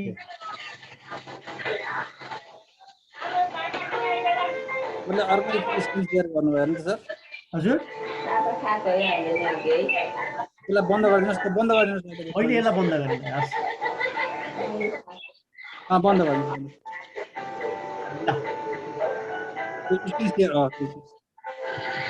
डाक्टर साहब अहिले ठिकै छ अहिले अब आज त्यो स्लाइडलाई हामीले देखाउनु असमर्थ भइयो अब हाम्रो कन्टिन्यू गरौँ यसलाई टेक्निकली हामी म्यानेजमेन्ट गर्नेछौँ र हजुरले सर र मैले यहाँ एउटा च्याटमा कुराहरू लेखेँ त्यहीँ पठाइदिनु भयो भने म यताबाट चाहिँ डेमोन्स्ट्रेट गर्छु अनि हजुरलाई एक्सप्लेन गर्दा बेटर हुन्छ नि ल त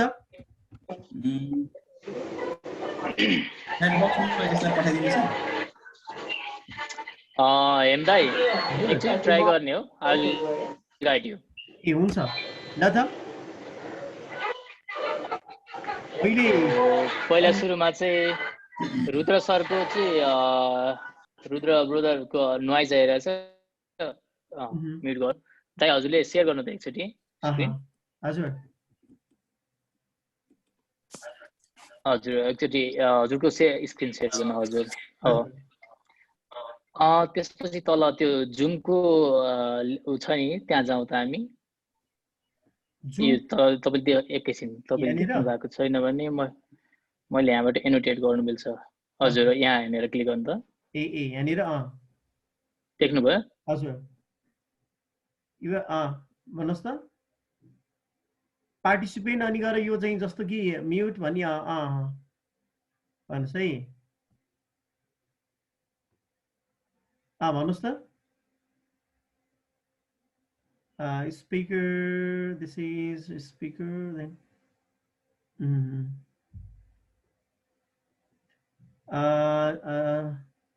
Srijan ji,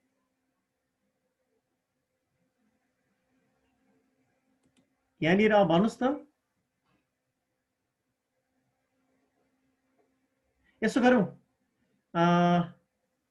मैले त्यहाँ यहाँनिर मोर देख्नु भयो हजुर स्लाइडलाई पछि हेरौँ न सर पछि हामी यसैमा मोर देख्नु भयो पछि हेरौँ ल अहिले यति कन्टिन्यू गरौँ ल ल ठीक छ मोर हजुर मोर देखे हजुर पार्टिसिपेन्ट्समा गएर उहाँलाई को होस्ट बनाउनु भयो भने शेयर गर्न मिल्छ उहाँले स्लाइड पार्टिसिपेन्ट्सको लिस्टमा गएर उहाँलाई को होस्ट बनाउनु भयो भने इनेबल गर्नु भयो भने मिल्छ पार्टिसिपेन्ट्सबाट चाहिँ पार्टिसिपेन्ट होस्ट दिँदा नि हुन्छ नि एकछिन त स्लाइड देखाइन्जेल होस्टै दिँदा नि हुन्छ नि होस्टै हुन्छ यहाँ बरु सरलाई के गरी कसरी चाहिँ छोडौँ यो म पनि यहाँ हिजोबाट बल्ल यसलाई चाहिँ अलिकति इफेक्टिभली अगाडि बढाउनु होस्ट ल मैले सरलाई होस्टमा राखेँ है ल भइहाल्यो यस ल सर हजुर हुन्छ कृपया अगाडि बढ्नुहोस्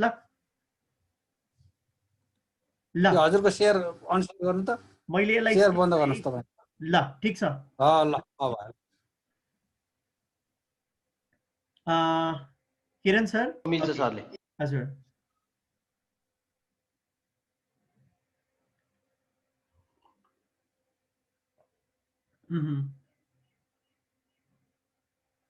ओके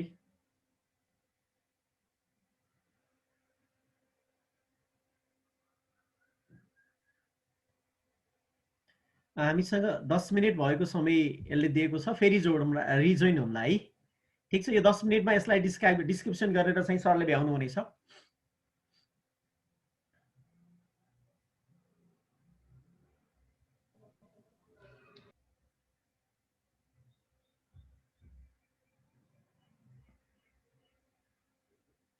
सर हजुरले अनम्युट गर्नु डाक्टर साहब।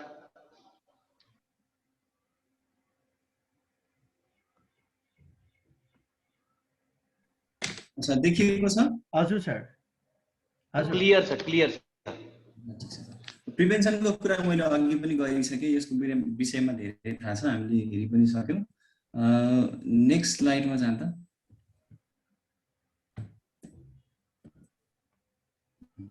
अब यसको चाहिँ हामीले कसरी आफ्नो होम क्वारेन्टिनमा या आइसोलेसनमा कसरी बस्ने भन्ने कुरा चाहिँ अब के कुराहरू ख्याल गर्ने, शारीरिक अवस्था ख्याल गर्नुपर्छ, मानसिक अवस्था ख्याल गर्नुपर्छ, हाम्रो सोसियल सामाजिक सपोर्टको कुराहरू पनि हुन्छ र आध्यात्मिक कुराहरू जुन चाहिँ मेन्टल विल पावरको कुराहरू भयो, तनावलाई व्यवस्थापन गर्ने कुराहरू भयो, यी कुराहरू रहन्छ। त्यो सबै कुराको समष्टि रूपमा बल्ल हामी चाहिँ रोग प्रतिरोधात्मक क्षमता वृद्धि गर्ने वा स्वस्थ रहने भन्ने कुराहरू आउँछ। अब रोग प्रतिरोधी क्षमता चुस्त राख्नको लागि यो लङ टर्म प्रोसेस हो। यसमा चाहिँ हामीले लङ टर्मदेखि नै या अहिलेदेखि नै रोग लागिसकेपछि पनि गर्न सकिने कुराहरूमा पर्छन् यिनीहरू।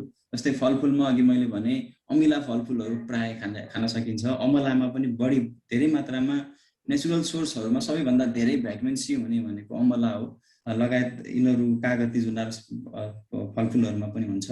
हरियो पहेँलो तरकारीहरू भए, गेडागुडी, दाल, सुक्खा फलफुलको कुरा गरिहालेँ। दुध दहीमा चाहिँ ल्याक्टोबेसिलस, ल्याक्टोएल्बुमिन, क्याल्सियम, ट्रिप्टोफ्यान यिनीहरू जस्ता जुन केमिकलहरू हुन्छ जसले चाहिँ हामीलाई रोगसँग लड्नको लागि पनि मद्दत गर्छ र तनाव व्यवस्थापन, निद्रा नपर्ने, अवसादको अवस्थामा पनि यो दुधले राम्रो गर्छ। दुध खाँदाखेरि चाहिँ हामीले गोल्डन मिल्क भनेर अहिले जुन रिसर्चमा पनि आइरहेको छ र धेरै प्रचारमा र प्रयोगमा पनि आएको छ। बेसारमा चाहिँ 2-3 चिम्टी जति दुधमा चाहिँ 2-3 चिम्टी जति बेसार राख्ने, त्यो भनेको 1/4 चम्चा बेसार राख्ने र मरिच राख्ने, मरिच पनि 1 चिम्टी या एउटा चम्चाको 1/8 भाग राखेर त्यो चाहिँ हामीले सेवन गर्न सक्छौँ। फ्रिजमा राखेको दहीहरू होइन कि जुन हामीले फ्रिज बाहिर राखेका दही दुधहरू पनि सेवन गर्न सक्छौँ। त्यस्तै मसलामा चाहिँ लसुन, अदुवा, बेसार, मरिच जुन हामीले भान्सामा प्रयोग गर्छौँ, यी मसलाहरूमा चाहिँ कुनैमा चाहिँ यो खोकीहरूलाई राम्रो गर्छ, कुनैले चाहिँ पाचन प्रणालीलाई राम्रो गर्छ, कसैले चाहिँ एन्टिमाइक्रोबियल प्रपर्टीहरू बोकेका हुन्छन्। त्यो प्रकारले यी सबै मसलाहरू चाहिँ हामीले दैनिक रूपमा प्रयोग गर्न सकिन्छ। यो अवस्थामा अलिकति बढी प्रयोग गर्न सकिन्छ। अब यसबाट हुने बेफाइदाहरू भनेको मात्र ग्यास्ट्राइटिसको प्राय जस्तो समस्या हुन सक्छ। धेरै मात्रामा खायौँ भने मरिच धेरै हालेर खाने, दालचिनीहरू यस्ता मसलाहरू बढी हालेर खायो भनेदेखि चाहिँ ग्यास्ट्राइटिसहरू हुन सक्छ। त्यही भएर अलि विचार पुर्याएर यी चाहिँ दिनानुदिन हामीले हरेक पटक चिया खाँदा होस् या हामीले खाना खाँदा, तरकारीहरू खाँदाखेरि यसको धेरैभन्दा धेरै प्रयोग गर्न सकिन्छ। त्यस्तै नित्यसेवी सधैँ प्रयोग गर्न सकिने विभिन्न जडीबुटीहरू छन्। तीमध्येमा तुलसी हामीले सधैँ प्रयोग गर्न सक्छौँ। 2-4 चम्चा हामीले तुलसीको पत्ता सफा गरेर चबाउन सक्छौँ या त्यसलाई पकाएर चिया बनाउन सक्छौँ। गुर्जोको कुराहरू आइसक्यो अघि, त्यहाँ कमेन्टमा पनि आएको थियो, यसलाई ठटाएर रस पिउने हो कि सुकाएर धुलो खाने भन्ने थियो। यसको डोज हुन्छ, ठटाएर पिसेर रस खानुहुन्छ भनेदेखि 10 to 20 ml खान सकिन्छ भनेको चम्चाको 2 चम्चा 4 चम्चासम्म खान सक्नुहुन्छ। पाउडर बनाएर खानुहुन्छ भने 3 ग्राम चिया चम्चा, सानो चम्चाको 1 चम्चा खान सक्नुहुन्छ। पकाएर खानुहुन्छ भने 50 to 100 ml भनेको 1 कपदेखि 2 कपसम्म खान सक्नुहुन्छ। असुरो 2 पत्तादेखि 4 पत्ता, बढीमा 2 पत्ता जतिले पनि ठिकै गर्छ। तपाईँलाई यो घाँटी कफ जमेर कफ ननिस्केको अवस्थामा, ज्वरो भएको अवस्थामा चाहिँ असुरोको 2 पत्ता जति लिने, 1 गिलास पानी उमालेर आधा भइसकेपछि त्यो पानी पिउँदाखेरि हुन्छ। तितो हुन्छ तर यो कफको लागि, कफ निकाल्नको लागि यसमा ब्रोमेक्जिन अनि भ्यासिसिन भन्ने जुन एक्टिभ प्रिन्सिपल्सहरू हुन्छ त्यसबाट एक्सट्र्याक्ट गरेर कफ सिरपहरू पनि बनाइएको छ। कफ सिरप पनि पाइन्छ, यो असुरोहरूको प्रिपरेसन फर्मुलेसन राखिएको असुरोको कफ सिरप पनि पाइन्छ। लोकल्ली हाम्रो गाउँमा असुरो पाइ नै हालिन्छ, 2-3वटा पत्ता लिएर आएर उमालेर प्रयोग गर्न पनि सकिन्छ। अर्को जेसी मधु भनिन्छ, एसटी मधु भन्ने पनि छ। यसको चाहिँ लहरा हुन्छ, यसको लहरा हाम्रो गाउँमा चाहिँ मैले देखाएको छैन, बजारमा किन्न पाइन्छ। अब यो अवस्थामा बजारमा गएर किन्न उपयुक्त पनि नमिल्ला तर हामीले लोकल्ली पाइने अरू हर्ब्सहरू अरू मसलाहरू प्रयोग गर्न सकिन्छ। बजारको प्याकेटको खानेकुराहरू नखाने, किनभने यिनीहरूमा त न्युट्रिसन हुँदैन, हाम्रो इम्युन सिस्टमलाई हाम्रो हेल्थलाई सपोर्ट गर्ने कुराहरू हुँदैन, बरु यसले बिगार्ने काम चाहिँ गर्न सक्छ। शारीरिक सक्रियता हुनुपर्छ। हामी चाहिँ यो क्वारेन्टिनमा बसेको बेलामा या आइसोलेसन सङ्क्रमित भएर आइसोलेसनमै बसेका छौँ भने पनि हामीले सक्ने खालको व्यायाम गर्नुपर्छ। अब व्यायाम गर्ने भन्नाले अब यो बेलामा मर्निङ वाक जाने, जगिङ जाने, इभिनिङ वाक जाने, यी खालका सबै व्यवहारहरू त्यति व्यवहारिक र सुरक्षाको हिसाबले पनि त्यति उपयुक्त नहोला। त्यो कारणले हामीले घरमै गर्न सकिने सूक्ष्म व्यायामहरू हुनसक्छ। हामी आफू बेडमा नै बसी गर्न सकिने हुन्छ, सूक्ष्म व्यायाम हुन्छ, लगायतका विभिन्न आसनहरू हुन्छ। त्यसले चाहिँ तनाव व्यवस्थापनमा पनि काम गर्छ। अब तनाव व्यवस्थापनको कुरा किन आयो भनेदेखि अहिले हामी यो सञ्चार माध्यममा, सोसियल मिडियाहरूमा चाहिँ जति बेला पनि मृत्युका घटनाहरू, दुर्घटनाका कुराहरू, त्यसपछि हरेक कुराबाट नकारात्मक कुराहरू मात्र देखिरहेको सुनिरहेको हुँदाखेरि हामीलाई थाहै नभइकन हामी चाहिँ मनमा नकारात्मक विचारहरू एउटा लुपमा हामी क्रिएट गरिरहेका हुन्छौँ, जसले गर्दाखेरि हामीमा चाहिँ जति बेला पनि कर्टिसलको लेभल चाहिँ रगतमा बढी हुने, त्यसले गर्दाखेरि क्रोनिक इन्फ्लामेसनहरू हुने, अनि इम्युनिटीहरू इभेन्चुअली लास्टमा गएर इम्युनिटी नै कम हुने खालको समस्याहरू आउन सक्छ। त्यो भएको कारणले गर्दाखेरि अरू विभिन्न तनाव त छँदैछ, तर यो समयमा थप तनाव यो कोरोनाले गर्दाखेरि घरमा बस्नु परेको छ, एक्लिएर बस्नु परेको छ, कामहरू छैन, विभिन्न आर्थिक सामाजिक विभिन्न खालका तनावहरूलाई चाहिँ नियन्त्रण गर्नको लागि योग गर्न सकिन्छ, शारीरिक रूपमा सक्रिय बन्न सकिन्छ। प्राणायामका श्वास प्रश्वासका विभिन्न एक्सर्साइजहरू छन्, युट्युबमा पनि पाइन्छ। यहाँले माग्नुभयो भने म पनि त्यसको लिङ्कहरू पठाउन सक्छु। ध्यानहरू गर्न सकिन्छ। त्यस्तै घरभित्रै खेलिने खेलहरू, परिवारसँगै हुनुहुन्छ भने विभिन्न खेलहरू हुन सक्छन्, इन्डोर गेमहरू, क्यारम बोर्ड, लुडो लगायतका चेसहरू, विभिन्न खेलहरू खेल्ने, मनोरञ्जन गर्ने, एक आपसमा आफ्नो मनका भावनाहरू छाड्ने कुराहरू गर्ने, यी कुराहरू गर्न सकिन्छ। रोग लागेर छुट्टै बस्नु भएको छ भने पनि टेक्नोलोजी मार्फत लुडोहरू खेल्ने, अरू विभिन्न कुराहरू चाहिँ फ्यामिलीसँग कनेक्ट हुन सकिन्छ टेक्नोलोजी मार्फत। त्यस्तै सङ्गीत सुन्ने, नृत्यहरू गर्ने, मनोरञ्जनका कुराहरू, जुन प्रहसनका हाँस्य व्यङ्ग्यका कुराहरू सुनेर मनलाई प्रफुल्ल बनाउने कुराहरू गर्न सकिन्छ।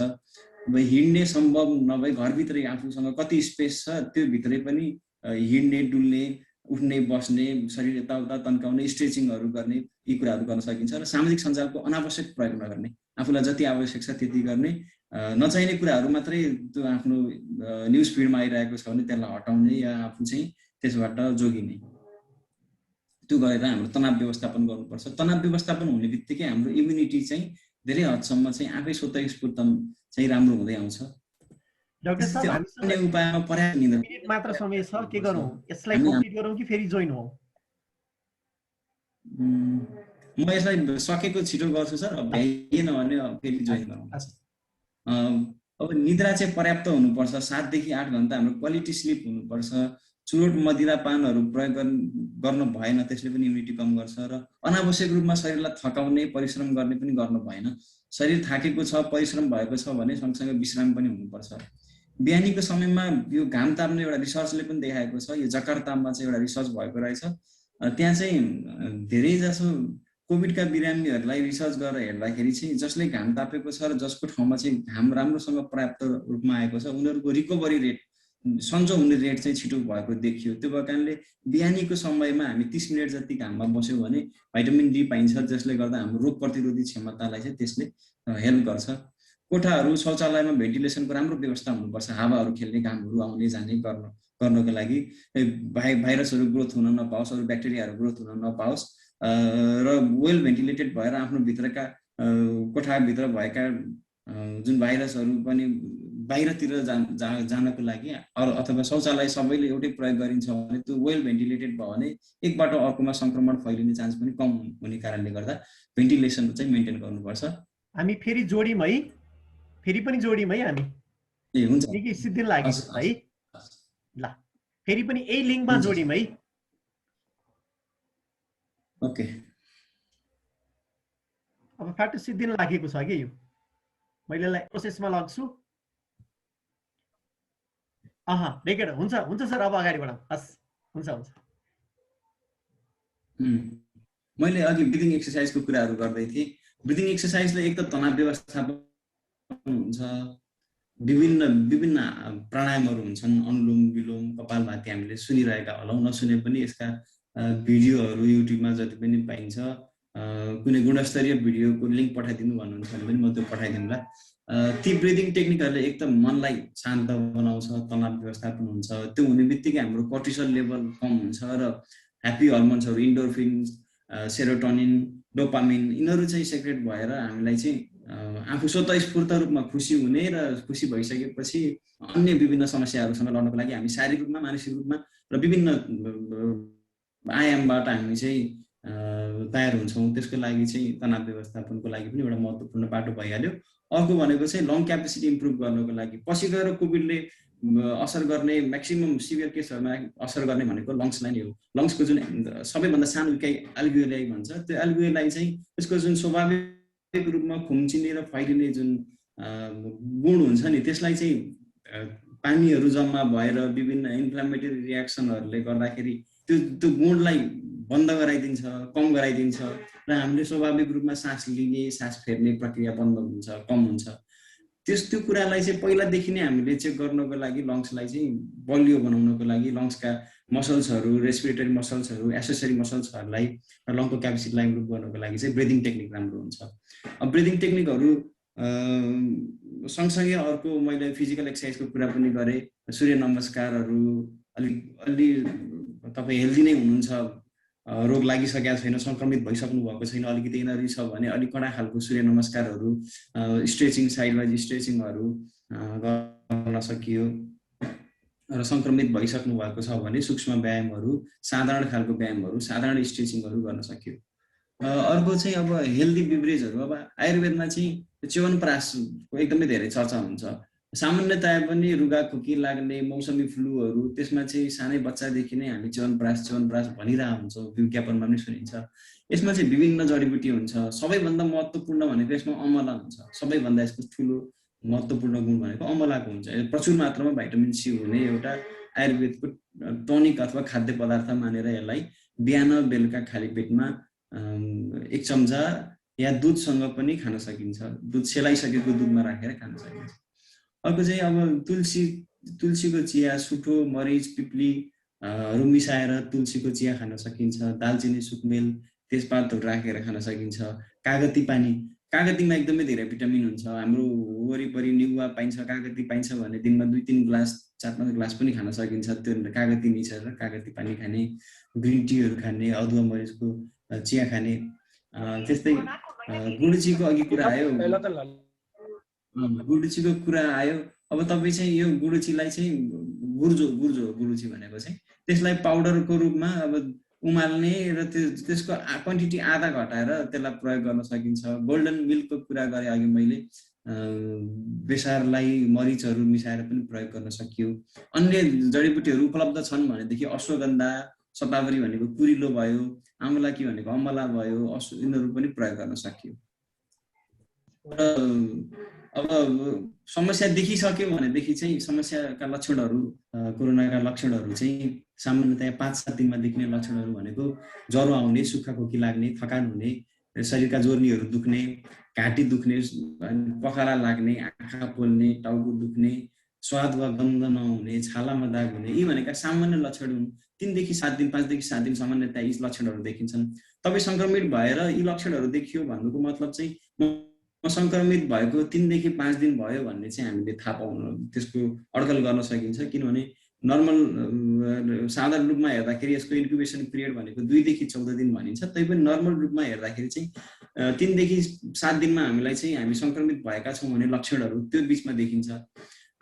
र यी भनेका साधारण लक्षण हुन्। यी लक्षण देखिए र यो लक्षणहरू चाहिँ 5-7 दिनमा घट्दै गए भनेदेखि चाहिँ हामी माइल्ड खालको कोरोनाको सिम्टमहरू देखाइरहेका छौँ र यसलाई धेरै हात दिनु पर्दैन। यो साधारण हो र यसलाई हामीले घरेलु उपचारहरू गरेर पनि निको पार्न सकिन्छ। ज्वरो आउँदाखेरि सिटामोलहरू खाने, गुर्जोको रस खाने, सुक्खा खोकी लागेको छ भने तुलसीको काँडा खाने तुलसी पत्ताहरू पकाएर खान सकिन्छ या कफ सिरपहरू पनि लिन सकिन्छ।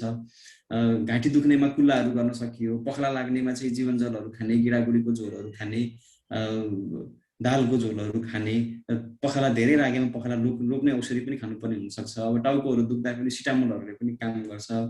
स्वाद गन्ध थाहा नभएको अवस्थामा हामी कुल्लाहरू गर्ने, बाफ लिने, बाफले गर्दाखेरि हाम्रो नाकमा जुन कन्जेसन भइरहेको हुन्छ त्यसलाई कन्जेसनहरू खुल्लाएर नाक अवरोधलाई हटाउने काम पनि गर्छ।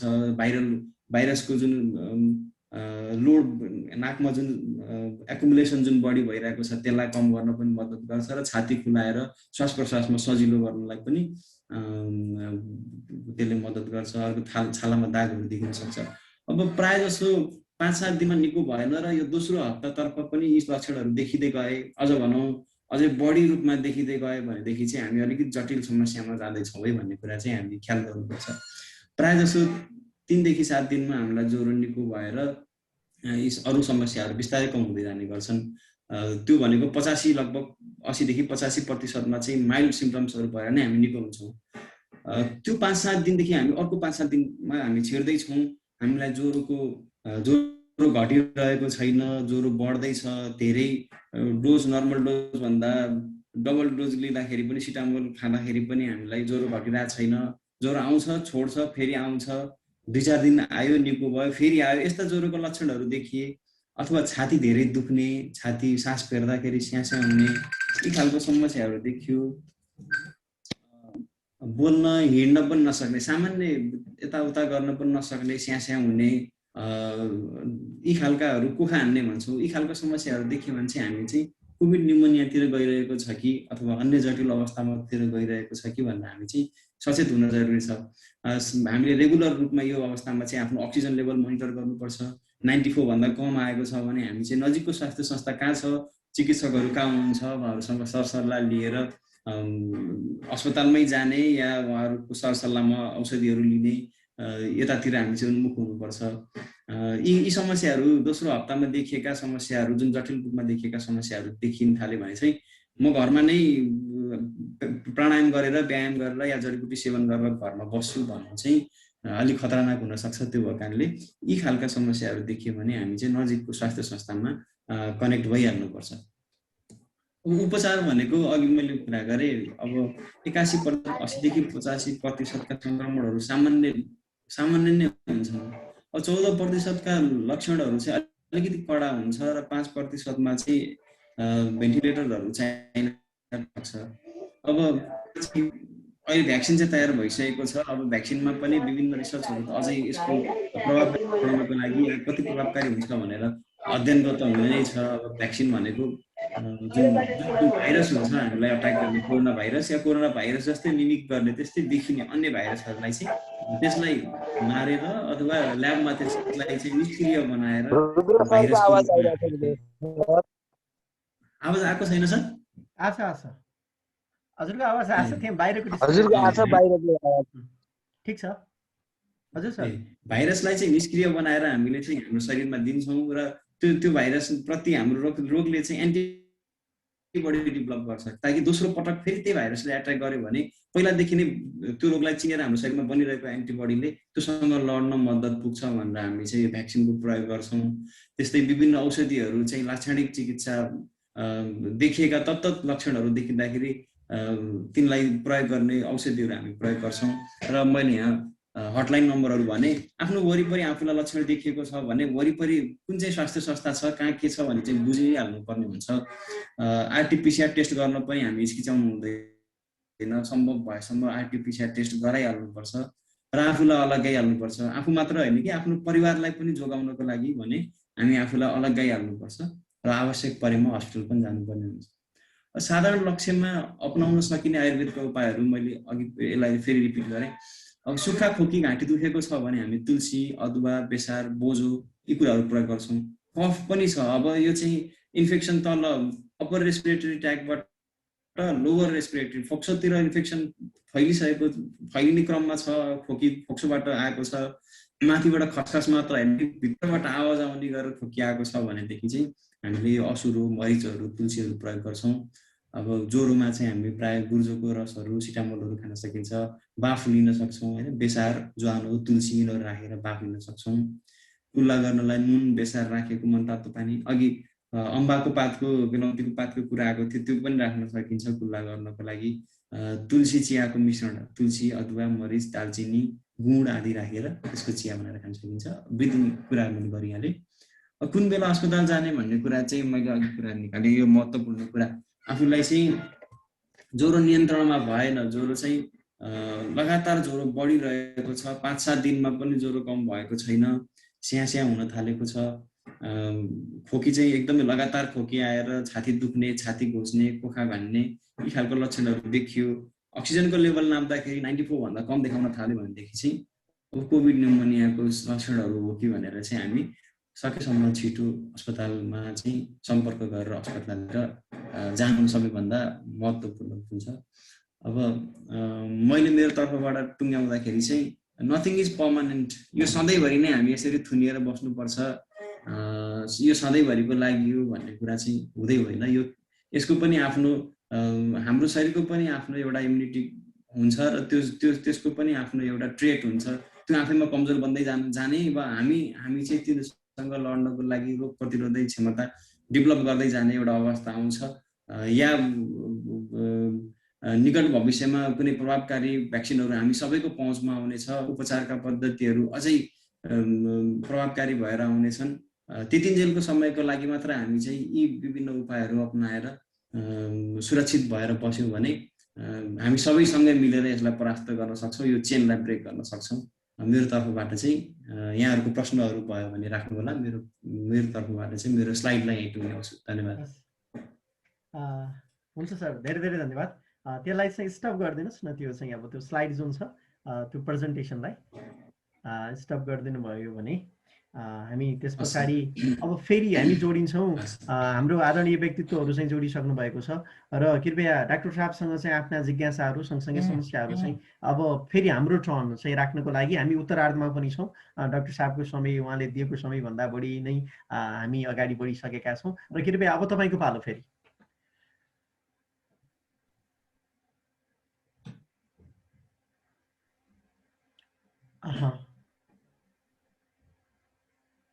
मेलानिज आइफोन भनेर चाहिँ को जोडिनु भएको छ? नमराज, कृपया तपाईँहरू सम्पूर्णले चाहिँ फोटो अथवा भिडियो अन गरिदिनु भयो भने हामीलाई चिन्नको लागि सहज हुनेछ।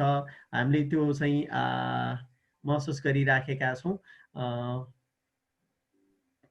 ओके, उमनारायण शर्मा भन्ने जोडिनु भएको छ। मेलानिज आइफोन भनेर अघि कुशल सुवेदी भनेर जोडिनु भएको थियो। बादरी सर आउनु भएको छ।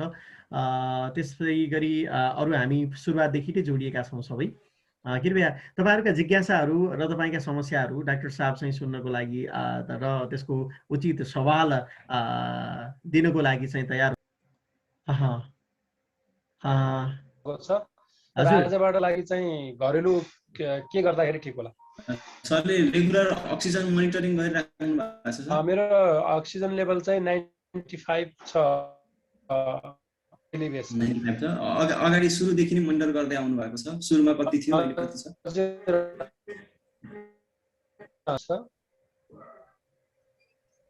ए ठिकै छ सर। खोकीहरू त्यस्तो केही छ सर?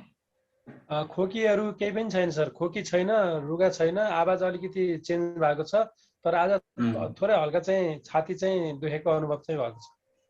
सरलाई अरू कुनै समस्याहरू पनि छ? कुनै औषधिहरू खाइराख्नु भएको कुनै समस्याको लागि? छैन सर, त्यस्तो कुनै दीर्घ रोगी त्यस्तो औषधिहरू कुनै पनि लिएको छैन। ठिकै छ सर। अब सामान्यतया अघि मैले भने जस्तै बाफ लिइराख्नुहोस्, समय समयमा बाफ, 2 दिनमा 2 पटक 3 पटक जस्तो बाफ लिने, घाँटी दुखेको छ भने कुल्लाहरू गर्ने, मनतातो पानीहरू पिइराख्ने। यो बेलामा चाहिँ तरल पदार्थको एकदम धेरै आवश्यक हुन्छ, हाइड्रेसन मेन्टेन गर्नुपर्छ। जल वियोजनको लागि पनि इलेक्ट्रोलाइट लसहरू पनि हुन्छ, डायरिया जस्ता सिम्टमहरू देखिन्छन्। त्यो कारणले अलि झोलिलो पदार्थहरू धेरै खाने, दाल गेडागुडीको झोलहरू, तरकारीको झोलहरू खाने, त्योहरू गर्नु पर्यो। अक्सिजनलाई चाहिँ मोनिटर गरिराख्नु छ। अब दोस्रो हप्तामा हामी आइसकेका छौँ। यो 5 दिनमा हामी बिस्तारै रिकभर हुँदै जान्छौँ। यो छाती दुख्ने, बेला बेलामा हल्का खोकी लाग्ने, यी समस्याहरू श्वासको यो जुन गन्ध हराउने टेस्ट हराउने अलिकति समय लाग्न सक्छ, बिस्तारै रिकभर हुन्छ।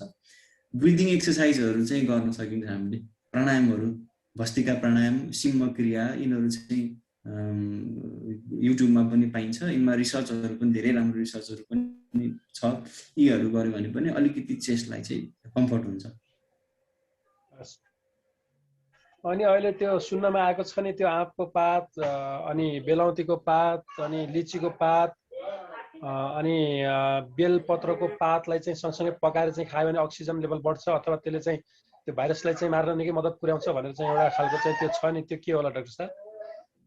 अब यस्तो छ सर, अब यी हरेक कुराहरूको चाहिँ इन्डिभिजुअली हरेक कुराको हामी चाहिँ व्याख्या गरेर पनि सकिँदैन कि एउटा चाहिँ यो चिज खानु भनेर यो चिजमा यो गर्नु भनेर आयुर्वेद विभागले एउटा प्रोटोकल बनाएको छ।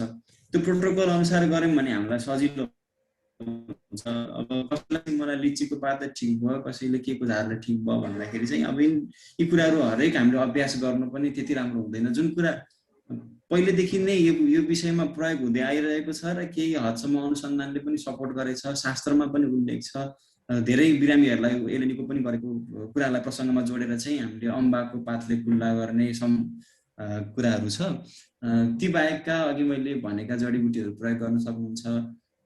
औषधि आयुर्वेद औषधि पसलका पहुँचमा हुनुहुन्छ भनेदेखि केही जडीबुटी औषधिहरू छन्, च्यवनप्राश छ, सितोपलादी भन्ने पाइन्छ, ज्येष्ठवास आदि भन्ने विभिन्न औषधिहरू पाइन्छ। ती औषधि प्रयोग गर्न सकिन्छ। अब तपाईँ अब रिकभरी फेजमा हुनुहुन्छ, मोनिटरिङ चाहिँ गरि नै राख्नुहोस्, तर अनावश्यक सबैले भनेको अनुसारमा चाहिँ हरेक कुरा आफूमा ट्रायल गर्दै चाहिँ नजाउँ होला, मलाई त्यो चाहिँ बुद्धिमान लाग्छ। अलर्ट सर, हजुरको माइक चाहिँ अनम्युट छ, के अरे अनम्युट गर्नुहोस् त, म्युट छ।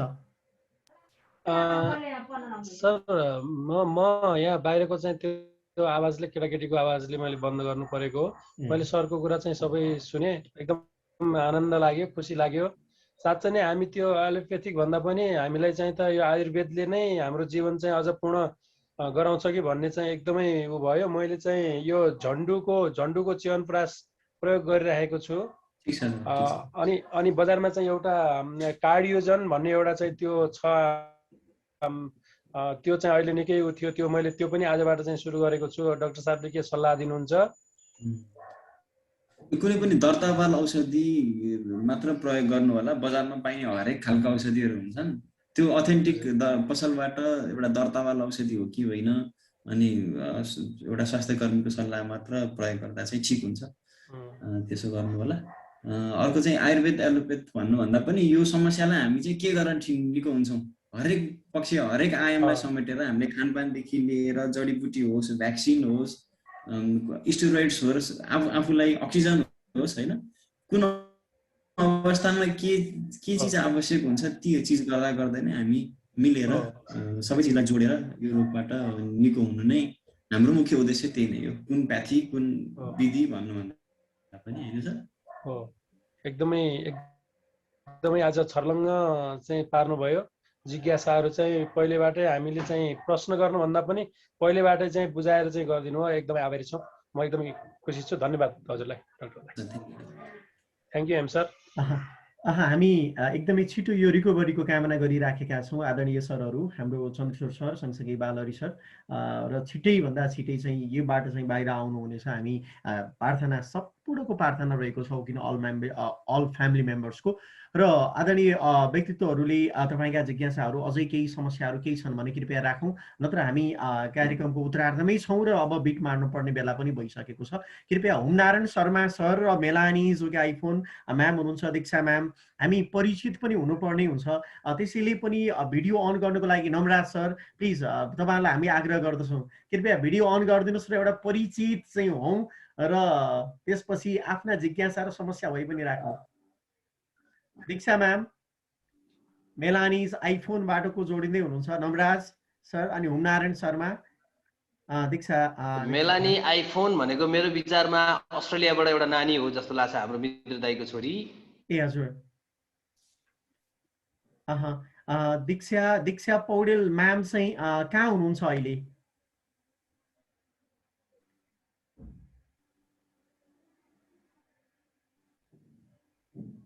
हजुरको अडियो अन गर्नु, अडियो अन गर्नुहोस् न म्याम। आयुर्वेदिक हस्पिटलमै हुनुहुन्छ नि म्याम हजुर पनि है? नमस्कार सबैजनालाई। म अहिले अध्ययनको लागि इन्डिया गुजरात जामनगर आएको छु। Institute for training in Ayurvedic research college Gujarat Ayurved युनिभर्सिटीमा शल्यतन्त्र पढिरहेको छु, पोस्ट ग्रेजुएट। पहिला एकचोटि हामी हजुरसँग चाहिँ सम्पर्क समन्वयमा रहेका थियौँ नि म्याम, याद छ नि हजुरलाई? गएको वर्ष केमा होला त्यो हामी जुममा कनेक्ट हुने कुरा गर्दै थियौँ एकपटक, अनि यो इन्टरनेटले साथ दिएन। हुमनारायण शर्मा सर, अनि त्यसपछि म्याम चाहिँ मेलानिज आइफोन भनेपछि म्यामसँग पनि परिचित। नमस्कार, हामी हजुरहरूसँग पनि परिचित हुन चाहन्छौँ। र नमराज सरको हुनुहुन्छ। मेलानिज म्याम चाहिँ कहाँ हुनुहुन्छ अहिले? अस्ट्रेलियातिर हुनुहुन्छ? हजुर दाइ, म अस्ट्रेलिया छु अहिले। पोखरा अथवा कास्कीपुर कहाँबाट हुनुहुन्छ हजुर? हैन के हजुर हजुर काममा भएको भएर म भिडियो अन गर्नै नपाएको कि खास। वहानानी हाम्रो मित्रलाल दाइको छोरी हुनुहुन्छ है। ढोकामुख मित्रलाल अधिकारी दाइको छोरी हुनुहुन्छ परेपा। यहाँ चाहिँ लेख्नु भएको छ नमराज सरले, म अहिले बाटोमा छु त्यसैले अडियो अन गर्न सकिनँ भन्नुभएको छ नमराज सरले। ठिक छ, हुमनारायण सर नमस्कार, हामी हजुरसँग पनि जोडियौँ। कहाँ हुनुहुन्छ?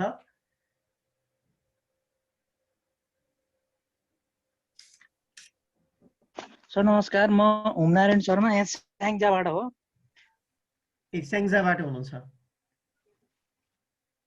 हजुर हजुर हजुर। अनि म यो चाहिँ कास्कीको डिवा सञ्जालको चाहिँ यो फेसबुकमा एड थिएँ म। अनि मैले मेरो साथी चाहिँ चन्द्रेश्वर बस्तागढी हुनुहुन्छ, सरसँग पनि मेरो भेटघाट भएको थियो कास्कीकोट आउँदाखेरि एकपटक। अनि बालारी सरलाई पनि चिन्छु। अनि त्यो भएर मैले चाहिँ के रहेछ भनेर चाहिँ यसो चाहिँ एटेन्ड गरेको सर म। आभारी छौँ सर। हाम्रो डाक्टर साहबसँग चाहिँ केही तपाईँका समस्या जिज्ञासाहरू अझ बढी छन् भने कृपया राखिदिनु होला, नत्र हामी सरको यो समय जुन स्लाइड चाहिँ प्रेजेन्टेसन गरेर सबैलाई एकदमै एउटा ग्राउन्ड लेभलदेखिबाटै बुझाउनु भएको छ र वास्तवमा एकदमै हामी लाभान्वित भएका छौँ सरको परामर्शबाट। आज हामी सरलाई हाम्रो कास्की युवा सञ्जाल परिवार हार्दिक आभार व्यक्त गर्दछौँ। धन्यवाद सर। Thank you sir. अब हाम्रो कास्कीकोट युवा सञ्जाललाई त म पनि धेरै धेरै धन्यवाद दिन चाहन्छु। यसरी आफ्नो कुराहरू राख्ने, आफ्नो विधाबाट